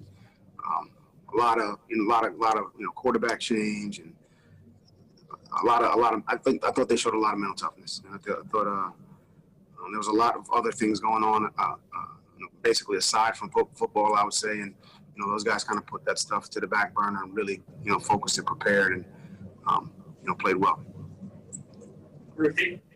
So it felt like that interception from Christian Wilkins early on kind of changed the way that the game was going, especially when Tua came back out on the field. It felt like everyone was just a little bit looser. Can you talk about that momentum shift in that moment? Yeah, I think it was, we got off to a slow start. So, when I talk about the mental toughness of the team, I think, that was part of it. We got off to a slow start, had a turnover, they scored, we're down. I think they get the ball back, and we just keep playing hard, and it was a big interception by Christian. He's always talking about how great his hands he has, and now I got to listen to that. Moving forward, and he's going to ask for the ball and goal line situations and things of that nature. But it's worth listening to it. I guess if he's going to make good plays like that. So, but it was that play. Multiple other plays. Jakeem I thought played great game. And we've been talking about one block away in the kicking game really all year, and we broke one today. It was a big play, along with a lot of other plays. What was your plan for Tua going in, and did the way the game went make you change that plan? Did you, obviously up 3 scores, you can go a little more conservative? Every game's a little bit different. You got a run game plan, a drop back game plan, a screen game plan, a play action game plan, and based on how the game's going, based on how they're playing things defensively, you really have to adjust that game plan. So, what was the plan? It was we could go through a lot of different scenarios. There's a lot of plays on that chance call sheet. But the plan was to play good, efficient football, move the football efficiently in the run game and the pass game. Look, there's some things we need to correct, and we got to play better on all phases. And but it's good to make those corrections after victory. And the other guys picked them up. Flo, regarding Tua, just in general, how do you feel he played today? We won. We won the game. And again, it's a team football game. I can't stress that enough. It's not a one-man show. I think he made enough plays for us to win the ball game. I think, collectively, look, if we don't play well in one phase, we need to play well in other phases. And we have a lot of confidence in him. He had a good week of practice, and he did some good things. But obviously, look, it's his first, NFL game against a real good defense. When everyone's, I think we talked about it all week. Aaron Donald and their defensive group and their front, they played well. They're hard to move the ball on. We got to take that into account as well. But the rest of the players on the team picked them up, and we got the W, and we'll make the corrections over the course of the week. What I loved is that people kept going after the coach and wanting to get some negativity from him about the Tua start. So let me ask you something. Do you think it's productive for your head coach to come out and rip your rookie quarterback on his first start against a brutal front in the Rams? I'm not exactly sure what answers they wanted from him. And I love the fact that he called it a team win and that Tua did enough to help him win and not enough to lose. Because the defense had you in control. The special teams chipped in with a touchdown. The offense went down and drove for a couple of points too. Everybody contributed to the win. Now, where is it productive that he would come out and say, yeah, no, our rookie quarterback really sucked today. He didn't play well. You know, Tua's got to pick it up. Are you really going to do that to your rookie quarterback on his first start? I get it if we're 5 years into his career and he has struggled for 3 straight games and the coach comes out, no, yeah, you know, Tua's struggling a lot. He's got to find a way to stay away from those mistakes and get better. And I can see Coach Flo doing that. But I don't know what people were expecting after the kid's first start as a rookie, which if you've watched football long enough, this is the kind of performance you usually get from young guys early on. They throw a bunch of interceptions. They're conservative. They're afraid to take chances. They have low stats like he had. Sometimes they'll throw for a lot of stats, but then throw for a lot of interceptions. There's all kinds of ways that rookies, you know, don't start off on the right foot. And there's a lot of them that never find their footing. This kid will. And I thought he showed composure all throughout the game. I love the fact that he didn't give in to the frustrations. I love the fact that he didn't force the football anywhere. So he didn't put his team at a risk where they would have, you know, really paid a price. And listen, it happens in every game. Receivers will drop balls, whatever. He had his share of that too. All of these things happened to him. But in the process, I didn't see a kid that got flustered. And that's what I was proud of for him. I really didn't expect him to go out and ball. Did I think he would play a little better? Yeah. I thought he would be around the 200-yard range. Okay, he got 93. But before I give up on Tua, I need to see a lot more football from him first. And to think he's a bust, that's ridiculous. To think that Justin Herbert was the better pick, that's asinine. I'm not going to make any kind of declarations when the kid just started his career yesterday. And he started it with a win. So to me, that's a positive. So now let's see how he can build on all of this. Go ahead, Bill. Let's finish that out. Hey, Coach, from Hey, Coach, from Agba to Van Noy to Shaq Lawson. You guys were just seeming to pounce all over the quarterback and that offensive line there. How did you feel about the synergy by your defense and how they were able to kind of, you know, lead the way today? I thought they played well. I thought got a lot of pressure on the quarterback. We could have tackled a little bit better. But we turned them over. We scored defensively. Again, there's in every game there's corrections that can be made, but those guys, I thought they there was good communication. We executed the game plan. It's good preparation throughout the week, and we executed. And if you do that, and we played a lot of defense today. We did. The guys were a little bit gassed at the end, so I can always talk about conditioning now. That's a good thing, and we'll get better from that standpoint. But I thought they played well, and it was great energy on the field, really on all three sides of the ball. What's going on, Coach? How you doing? Real quick, how much being a defensive guy, how much fun was it for you to coach in a game like this where your defense, stepped up, the way they did? I'm down about, I love defense, but I love offense. I love special teams too. I think you all know I got my start in the kicking game, coaching. So I love all areas of the game. I thought the defense played well. I thought the special teams played well. And then offensively, we made plays when we needed to make them. So, but more than anything, I love winning, and I love the guys. Seeing the fruits of the preparation of the practice. I'm happy for them. I'm happy for our coaching staff. I think Josh called a great game. He really did. Chan, called a good game. Danny called a great, did a great job from a preparation standpoint. I think we're all, getting better on a week-to-week basis. That's what we need to continue that. That was my message to the team. We need to keep preparing the way we've been preparing and continue getting better. Yeah, after the Tua's first drop back and he loses the ball, do you say anything to him when he comes to the sideline, or do you just run him back out there again? I say to the defense, we got to pick them up. I say to the kicking game, we got to pick them up, and that's team football. Again, I don't know how many different ways I can say this. It's a team game. We're going to pick each other up. Tua's going to pick us up, at some point, and we just need to, stay with that. Look, we encourage him, but we encourage everyone. We try to pick each other up. We'll take two more, Omar. He's not a guy that's going to be. I want to ask you about Goff in terms of. A second. You can ask, and I'm glad that he picked up on it.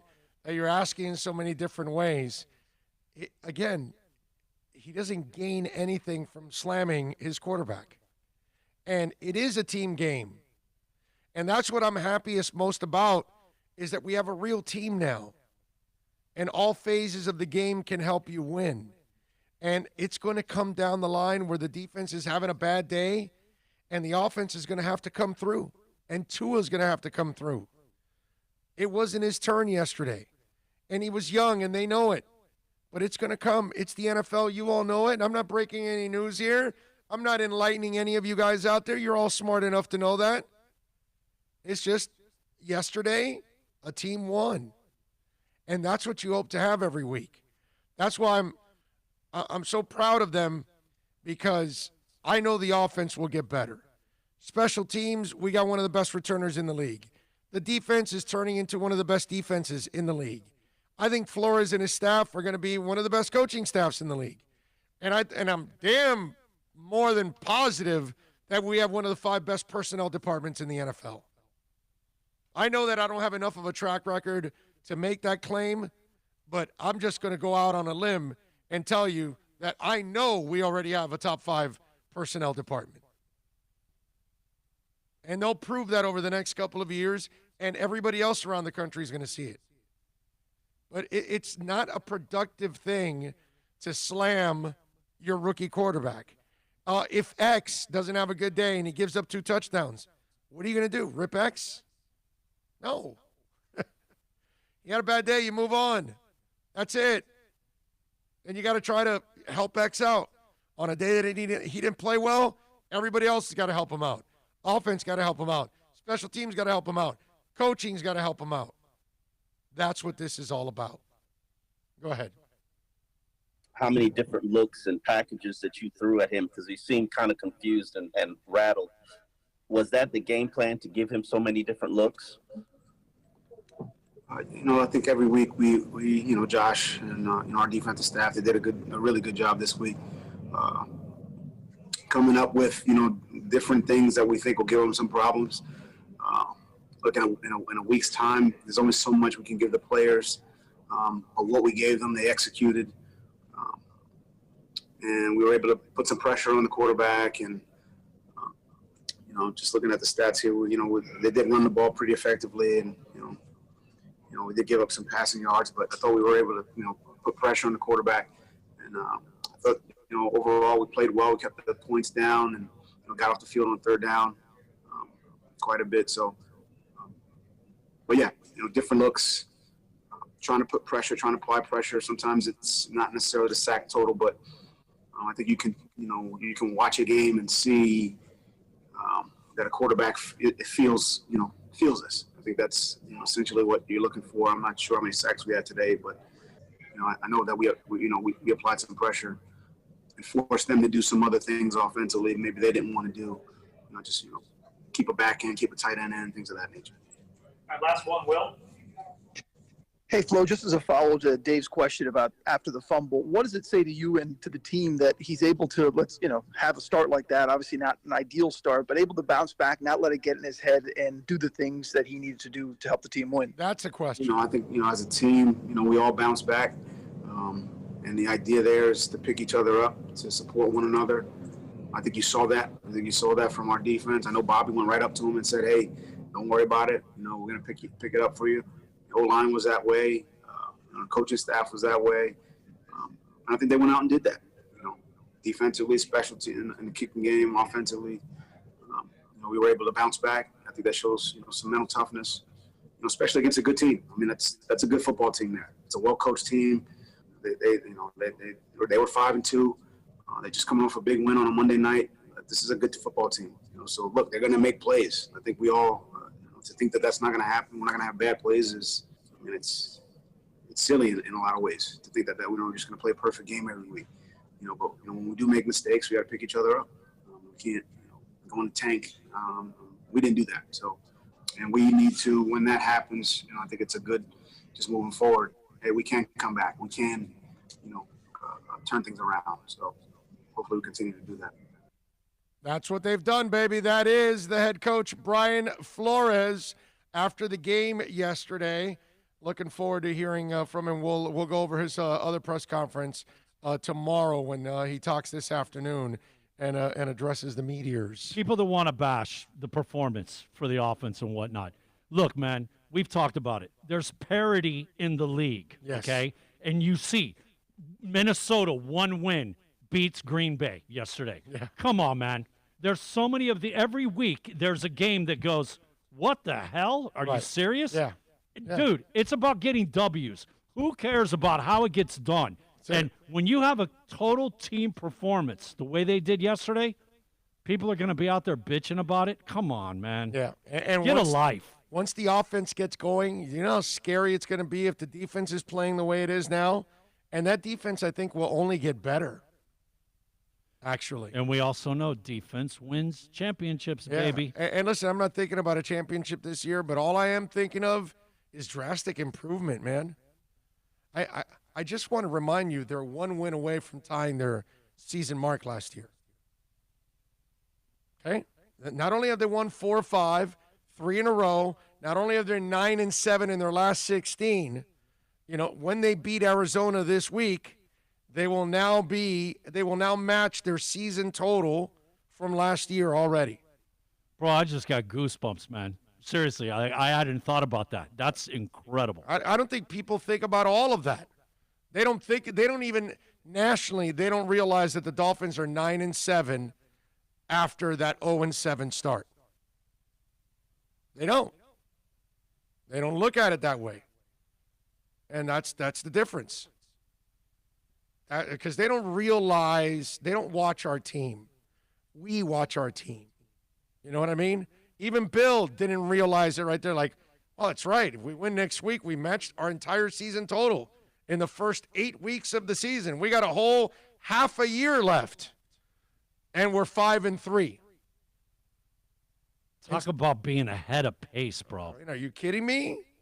It's ridiculous. Anybody that looks at our team and doesn't realize what's going on, they just don't get. And this isn't an aberration. This isn't a fluke. The fluke is when you do Tony Sperano 11-5 and then you can't ever come close to it again. The fluke is Adam Gase 10-6 and you never come close to it again. That's the fluke. When you go from 5-11 to now you're 4-3 in your first 7 games and you're easily going to surpass your total from last year, that's called improvement. That means you're trending in the right direction. When you've won 9 of your last 16 after losing your first 7, that's trending in the right direction. The last 3 weeks. When you had you go out to San Fran, you smoke San Fran. Yes. You blank like you should the Jets. I mean, the Jets got 9 points against Kansas City yesterday. That's right. Okay? It's Kansas City. It's a divisional game. You yes. throw a lot of crap out the window when it's a divisional game. You never bring records or anything like that to a divisional game. That's why I hate betting divisional games. Yes. And yesterday to beat the Rams, 5-2 coming into your place. We're a different team, man. We're a different franchise. Like, whether it's Screaming A or all these idiots that are out there, when you tell them, hey, do you know the Dolphins are 9-7 in our last 16? They're going to go, huh? Because all they remember is 0-7. Look where your defense is now. Do you remember the games from last year? Do you want me to read the scores from last year in the first couple weeks? Do you remember those scores? Remember that defense? What was it, 100 and something to nothing the first 2 weeks? Yeah, it was like ridiculous. Okay? So remember that defense and look at the defense now. I'm just sorry. We watched this. You and I watched this. You know what I mean? That's why I can't listen to these people, because they're really not watching what we're doing. They're really not watching what our team is actually accomplishing and how quickly they're accomplishing it. You'll see. Others will try to do the same thing. Ricardo says, Big O, you're an effing stud. Great knowledge and brutal honesty. That's what we try to keep it, bro. Herman says, Big O, remember how far Van Ginkel ran to tackle the wide receiver? Although the play was brought back because of a penalty, but he ran a long way and never stopped. That's my boy, bro. I love Van Ginkel. Been a Van Ginkel guy from day one. It took Miami 15 weeks to get 4 wins last year. They've already matched it. Exactly. I remember last season you were pissed when Van Ginkel started to go and then he got pulled. Yeah. He wasn't in the lineup. It was like, where is this kid? What's going on? Yeah, I like him, man. I was not impressed with Tua. Is Greer now taking a closer look at Trevor Lawrence? There we go. After all that, we get a Bromar smelly comment. Let's see, what else do we have? Aside from the KC game, the remaining games are all winnable. I agree. The KC one's going to be a bitch. But, I mean, it is what it is. That's fine. I didn't even think we would be in this position in year 2. So, I'm kind of just waiting for year 4 when we win the Super Bowl. That's all. Let's see. Big O, good afternoon. It's a shame that even after a win, the media still has to find something negative, like how ineffective the offense was and how Changeli has not done a good job. It pisses me off. Changeli's been outstanding. Yesterday was tough on everybody. And by the way, Alex, it's not just the media. You can see Bromar Smelly there and a couple of others. They're also with the ridiculous thing about, Tua. Speaking of Tua, can we hear from Tua, Bill? Let's hear from our quarterback addressing the media after the game yesterday. Go ahead. Tua, congratulations on the win. Just in general, how do you feel you played today? Well, I don't think I played to the standard of what this offense is capable of. There were certain plays where, I could have stepped up and made the right throw, made the right decision. But I've heard it many times from the guys in the locker room. It's good that we still came out with the win. And aside from that, thank God we got a good defense. So when we do start to, string good plays together, we know that, we can be able to make plays and then, get the ball back and continue to try to do the same. All right, so you got to love the honesty, first of all, right? He didn't come out and try to sugarcoat it and try to make excuses for it. None of that. He didn't play up to the capabilities of the offense. He said it. And then he said, and he followed up with thank God we got a good defense. And then the moxie steps in. So when we start getting on a roll, then we can compliment them. Basically, I'm paraphrasing what he was saying, but that's who this kid is. He'll figure it all out. He's really smart. He's super accurate. He can move around back there by himself a little time. It's just a matter of getting used to everything that he's going to see. In a way, I got to tell you something. In a way, it was a blessing to start against the Rams, because it's probably downhill from that. You're not going to face a lot of defenses better than that.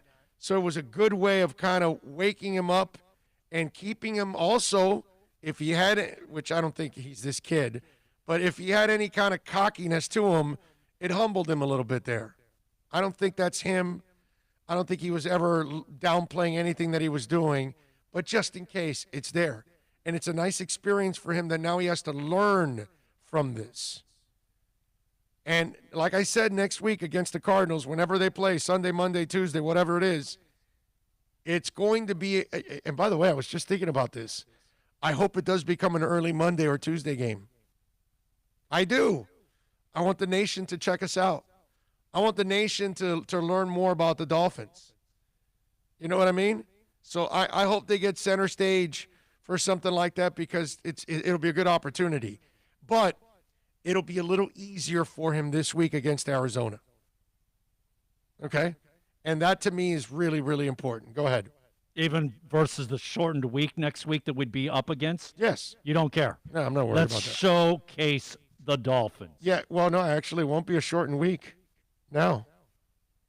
It'll be an extended week now because we're going to play on Sunday. No, but if we play Monday or Tuesday next week, it's a shortened week Oh, a going week into after the that. following week. Oh, okay, yeah. That's my point. Yeah. But he's already prepared for 2 games. That's my point. And you know what? That's actually a big matchup, and we might be on TV. That's against Herbert and the Chargers. Oh, he's going down. That's going to be a lot of fun.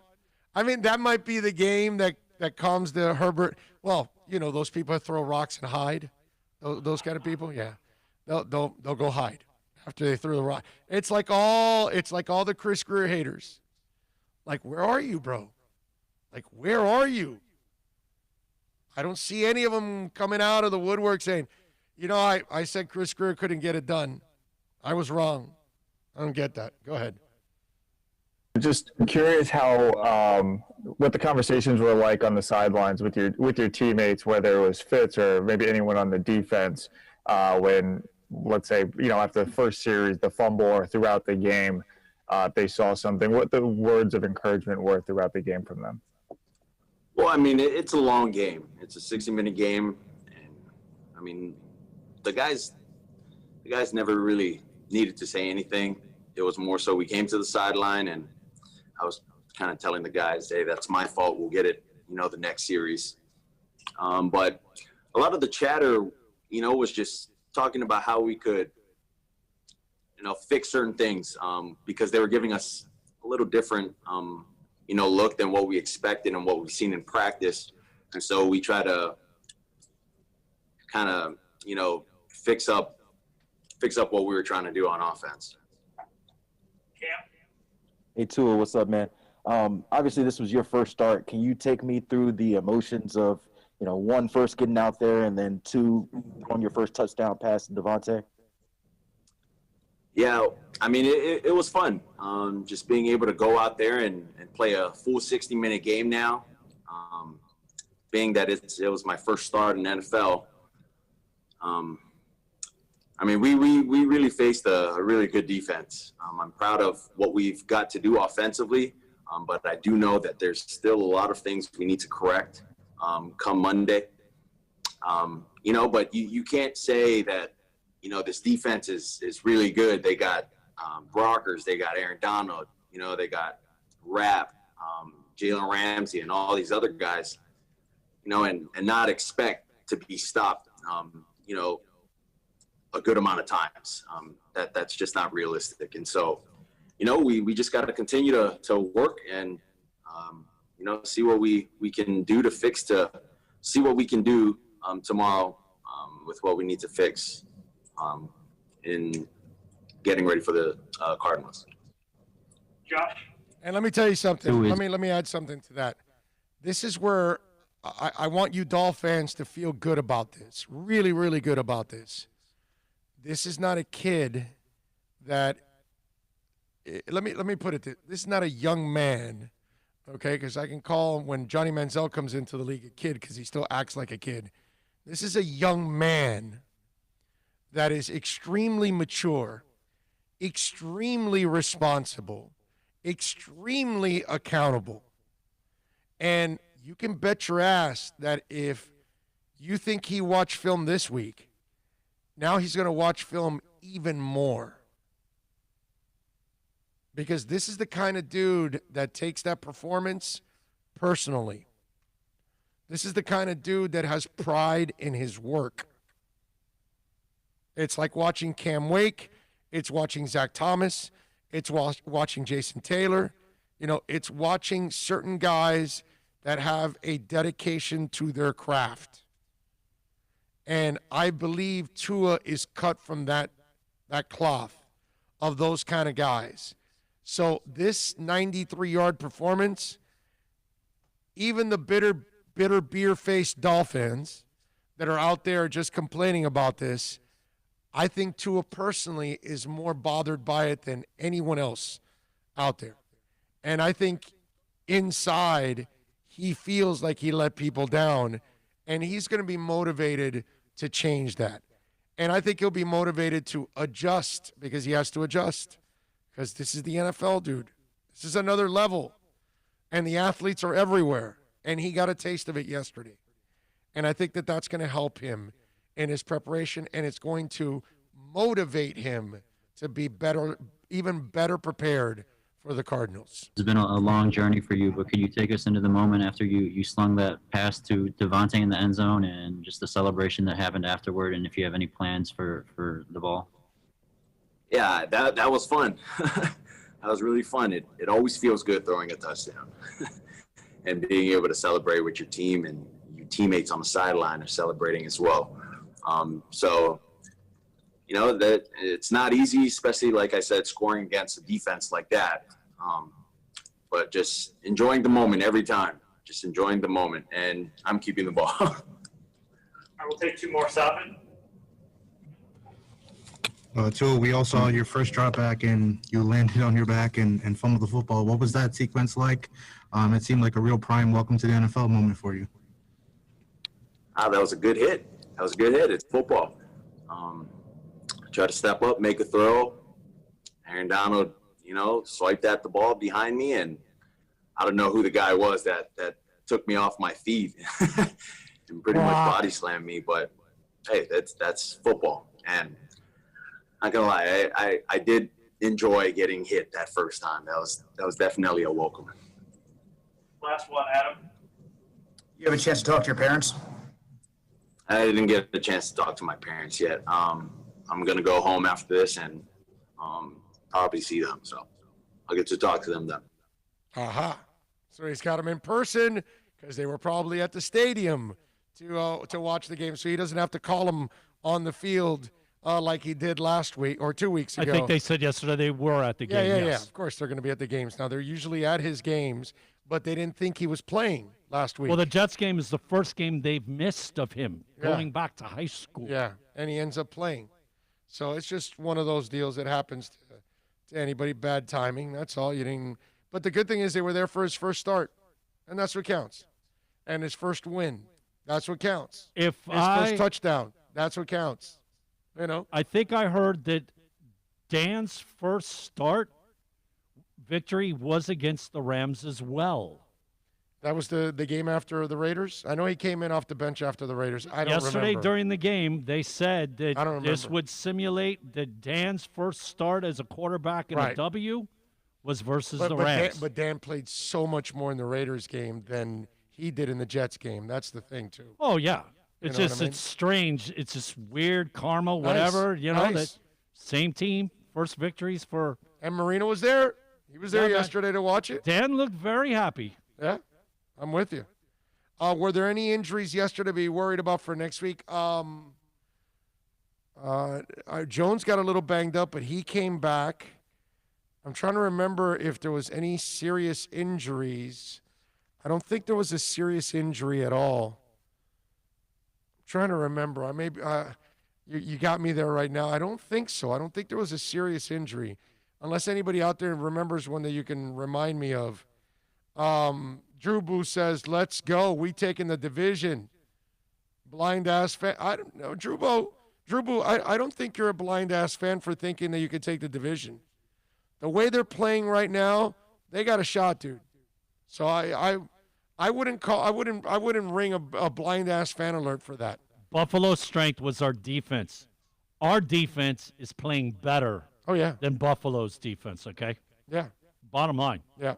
Oh, yes, you're right. Patrick Laird did get banged up. But, again, not a real big – he said, like, something that we got to be worried for next week.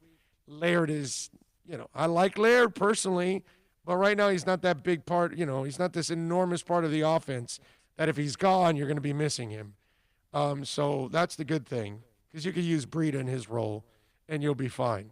It's funny you just made.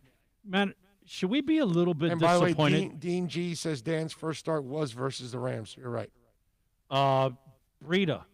Yeah, what about him? Should we be a little bit disappointed in the lack of show up by him? I mean, Well, dude, he's a burner. Yeah, well, Get him the ball in open space, and Okay. away he goes. But he's a running back, and he gets no carries to get in a groove. Miles Gaskins gets it all. So until You can't blame him because of lack of he carries, just doesn't get yeah. in a groove. And that's the only way you're going to get a feel for the offensive line, the defense, how they're playing, all of that, by several carries. And right now, he's not given that because Miles outplayed him and became the starter. And so since then, Because of that, would the Dolphins? you basically traded for depth. Because of that, would the Dolphins be served better, maybe, with the standard? Gaskins gets the first 2 possessions, and your third possession, Breida is the running back. That way, the guy gets a chance to get going, man. I think that will develop as the year goes on because Gaskin is not a big guy, and he hasn't carried a load in the NFL. So I would imagine in the second half is where I see Breida become a bigger part of the offense. You know what I mean? So that guy's would, such a home run threat, that would be my man. guess. You know what I mean? His Yes. speed, dude. If he Yes. gets an open space and he gets loose in your secondary, Yep. that guy could take it to the house every time. I don't quite get the criticism that Byron doesn't pick off passes. That's not who he is. He locks down wide receivers. Then the QB decided to gamble with X, and it gets picked. Exactly. I'm with you. Look, as long as the receiver doesn't catch the ball, Byron Jones and X are doing their job, whether they're batting it down or they're intercepting it. I don't give a rat's ass. Doesn't bother me. What bothers me is that they catch a pass on you and they score a touchdown.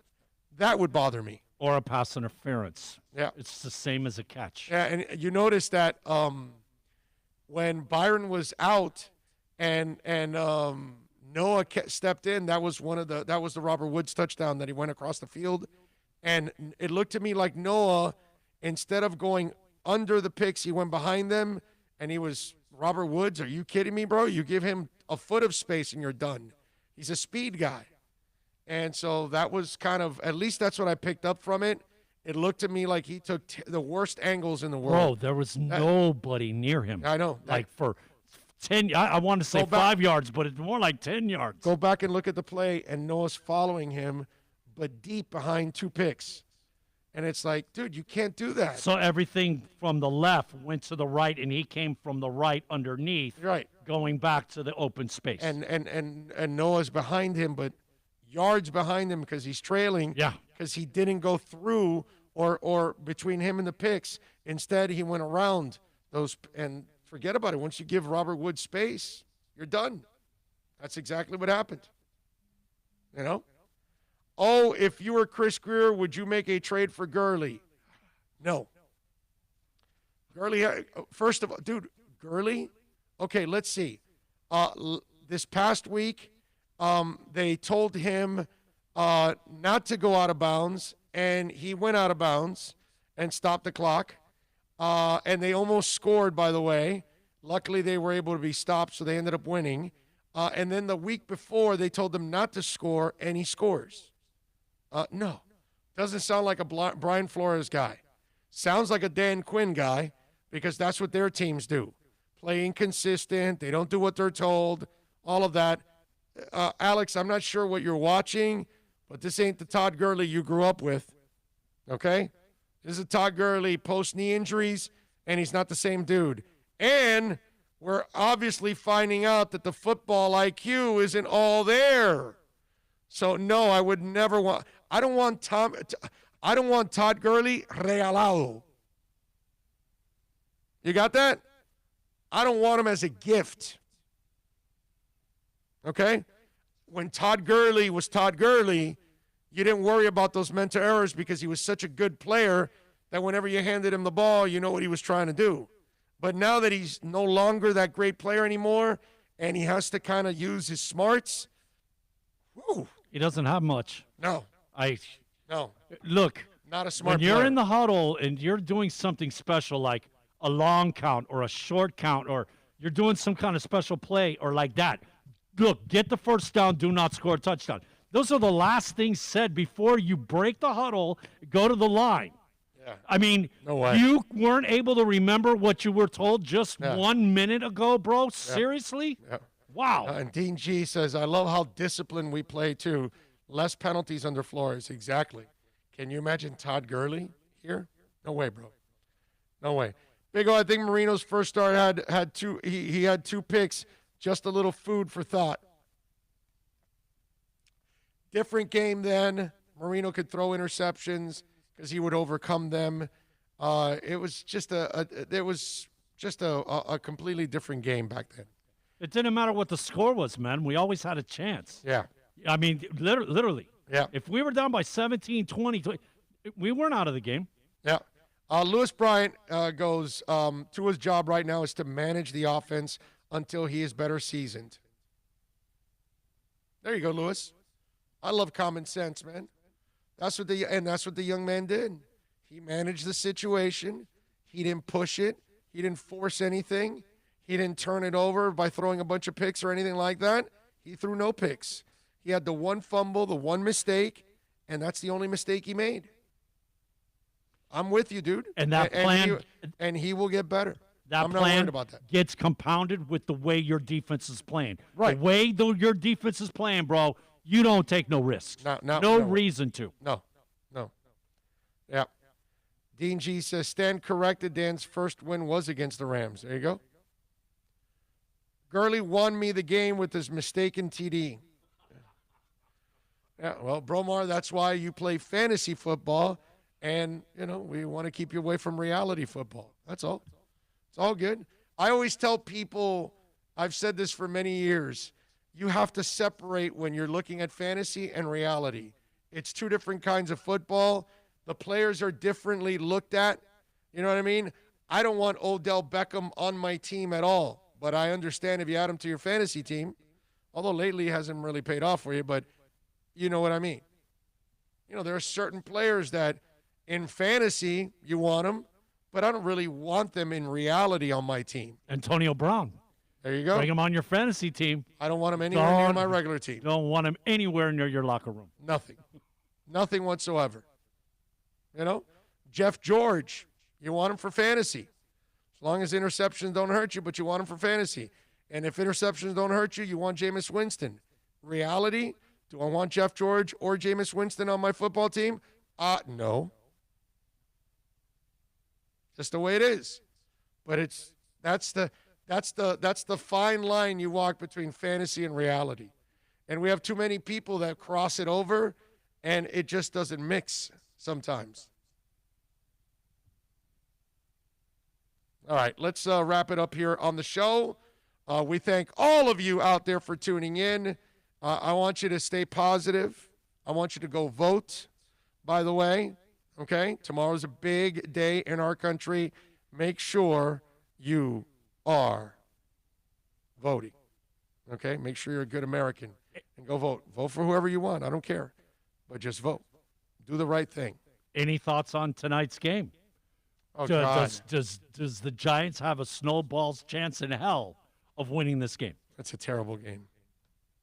Just a terrible game. The only interest is from a fantasy standpoint. Is that correct? Yeah, I guess so. Yeah, because of Brady and company. But they're 13-point favorites. The over and under is 45. Tampa Bay in the money line is minus 650. The Giants are plus 475. That 3-team teaser that I had talked about last week, and it was 11 at the time. So you got the Pats, you got the Bucks, minus 1. If you played that 3-team teaser, it's good because Pittsburgh came in and obviously Kansas City came in.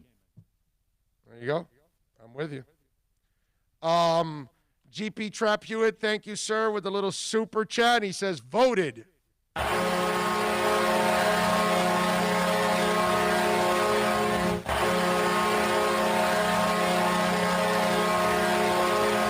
We thank our super chatters, Steve M., Anthony Perez, GP Trap. Thank you all out there. Appreciate you all. We want info. Zone Nation. Who are you? I'm a go-getter. Who are you? Dumbass material all the way. I am not. Dumbass. I am Super chat.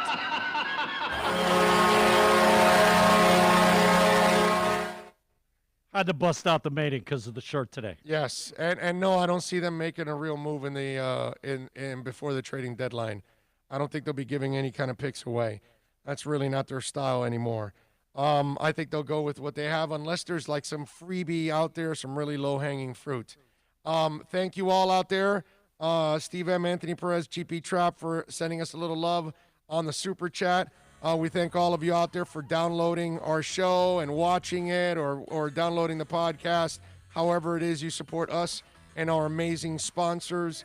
We will see you tomorrow right around the same time from here from Inter Miami Stadium. You all be good. You all be safe. Much love out there.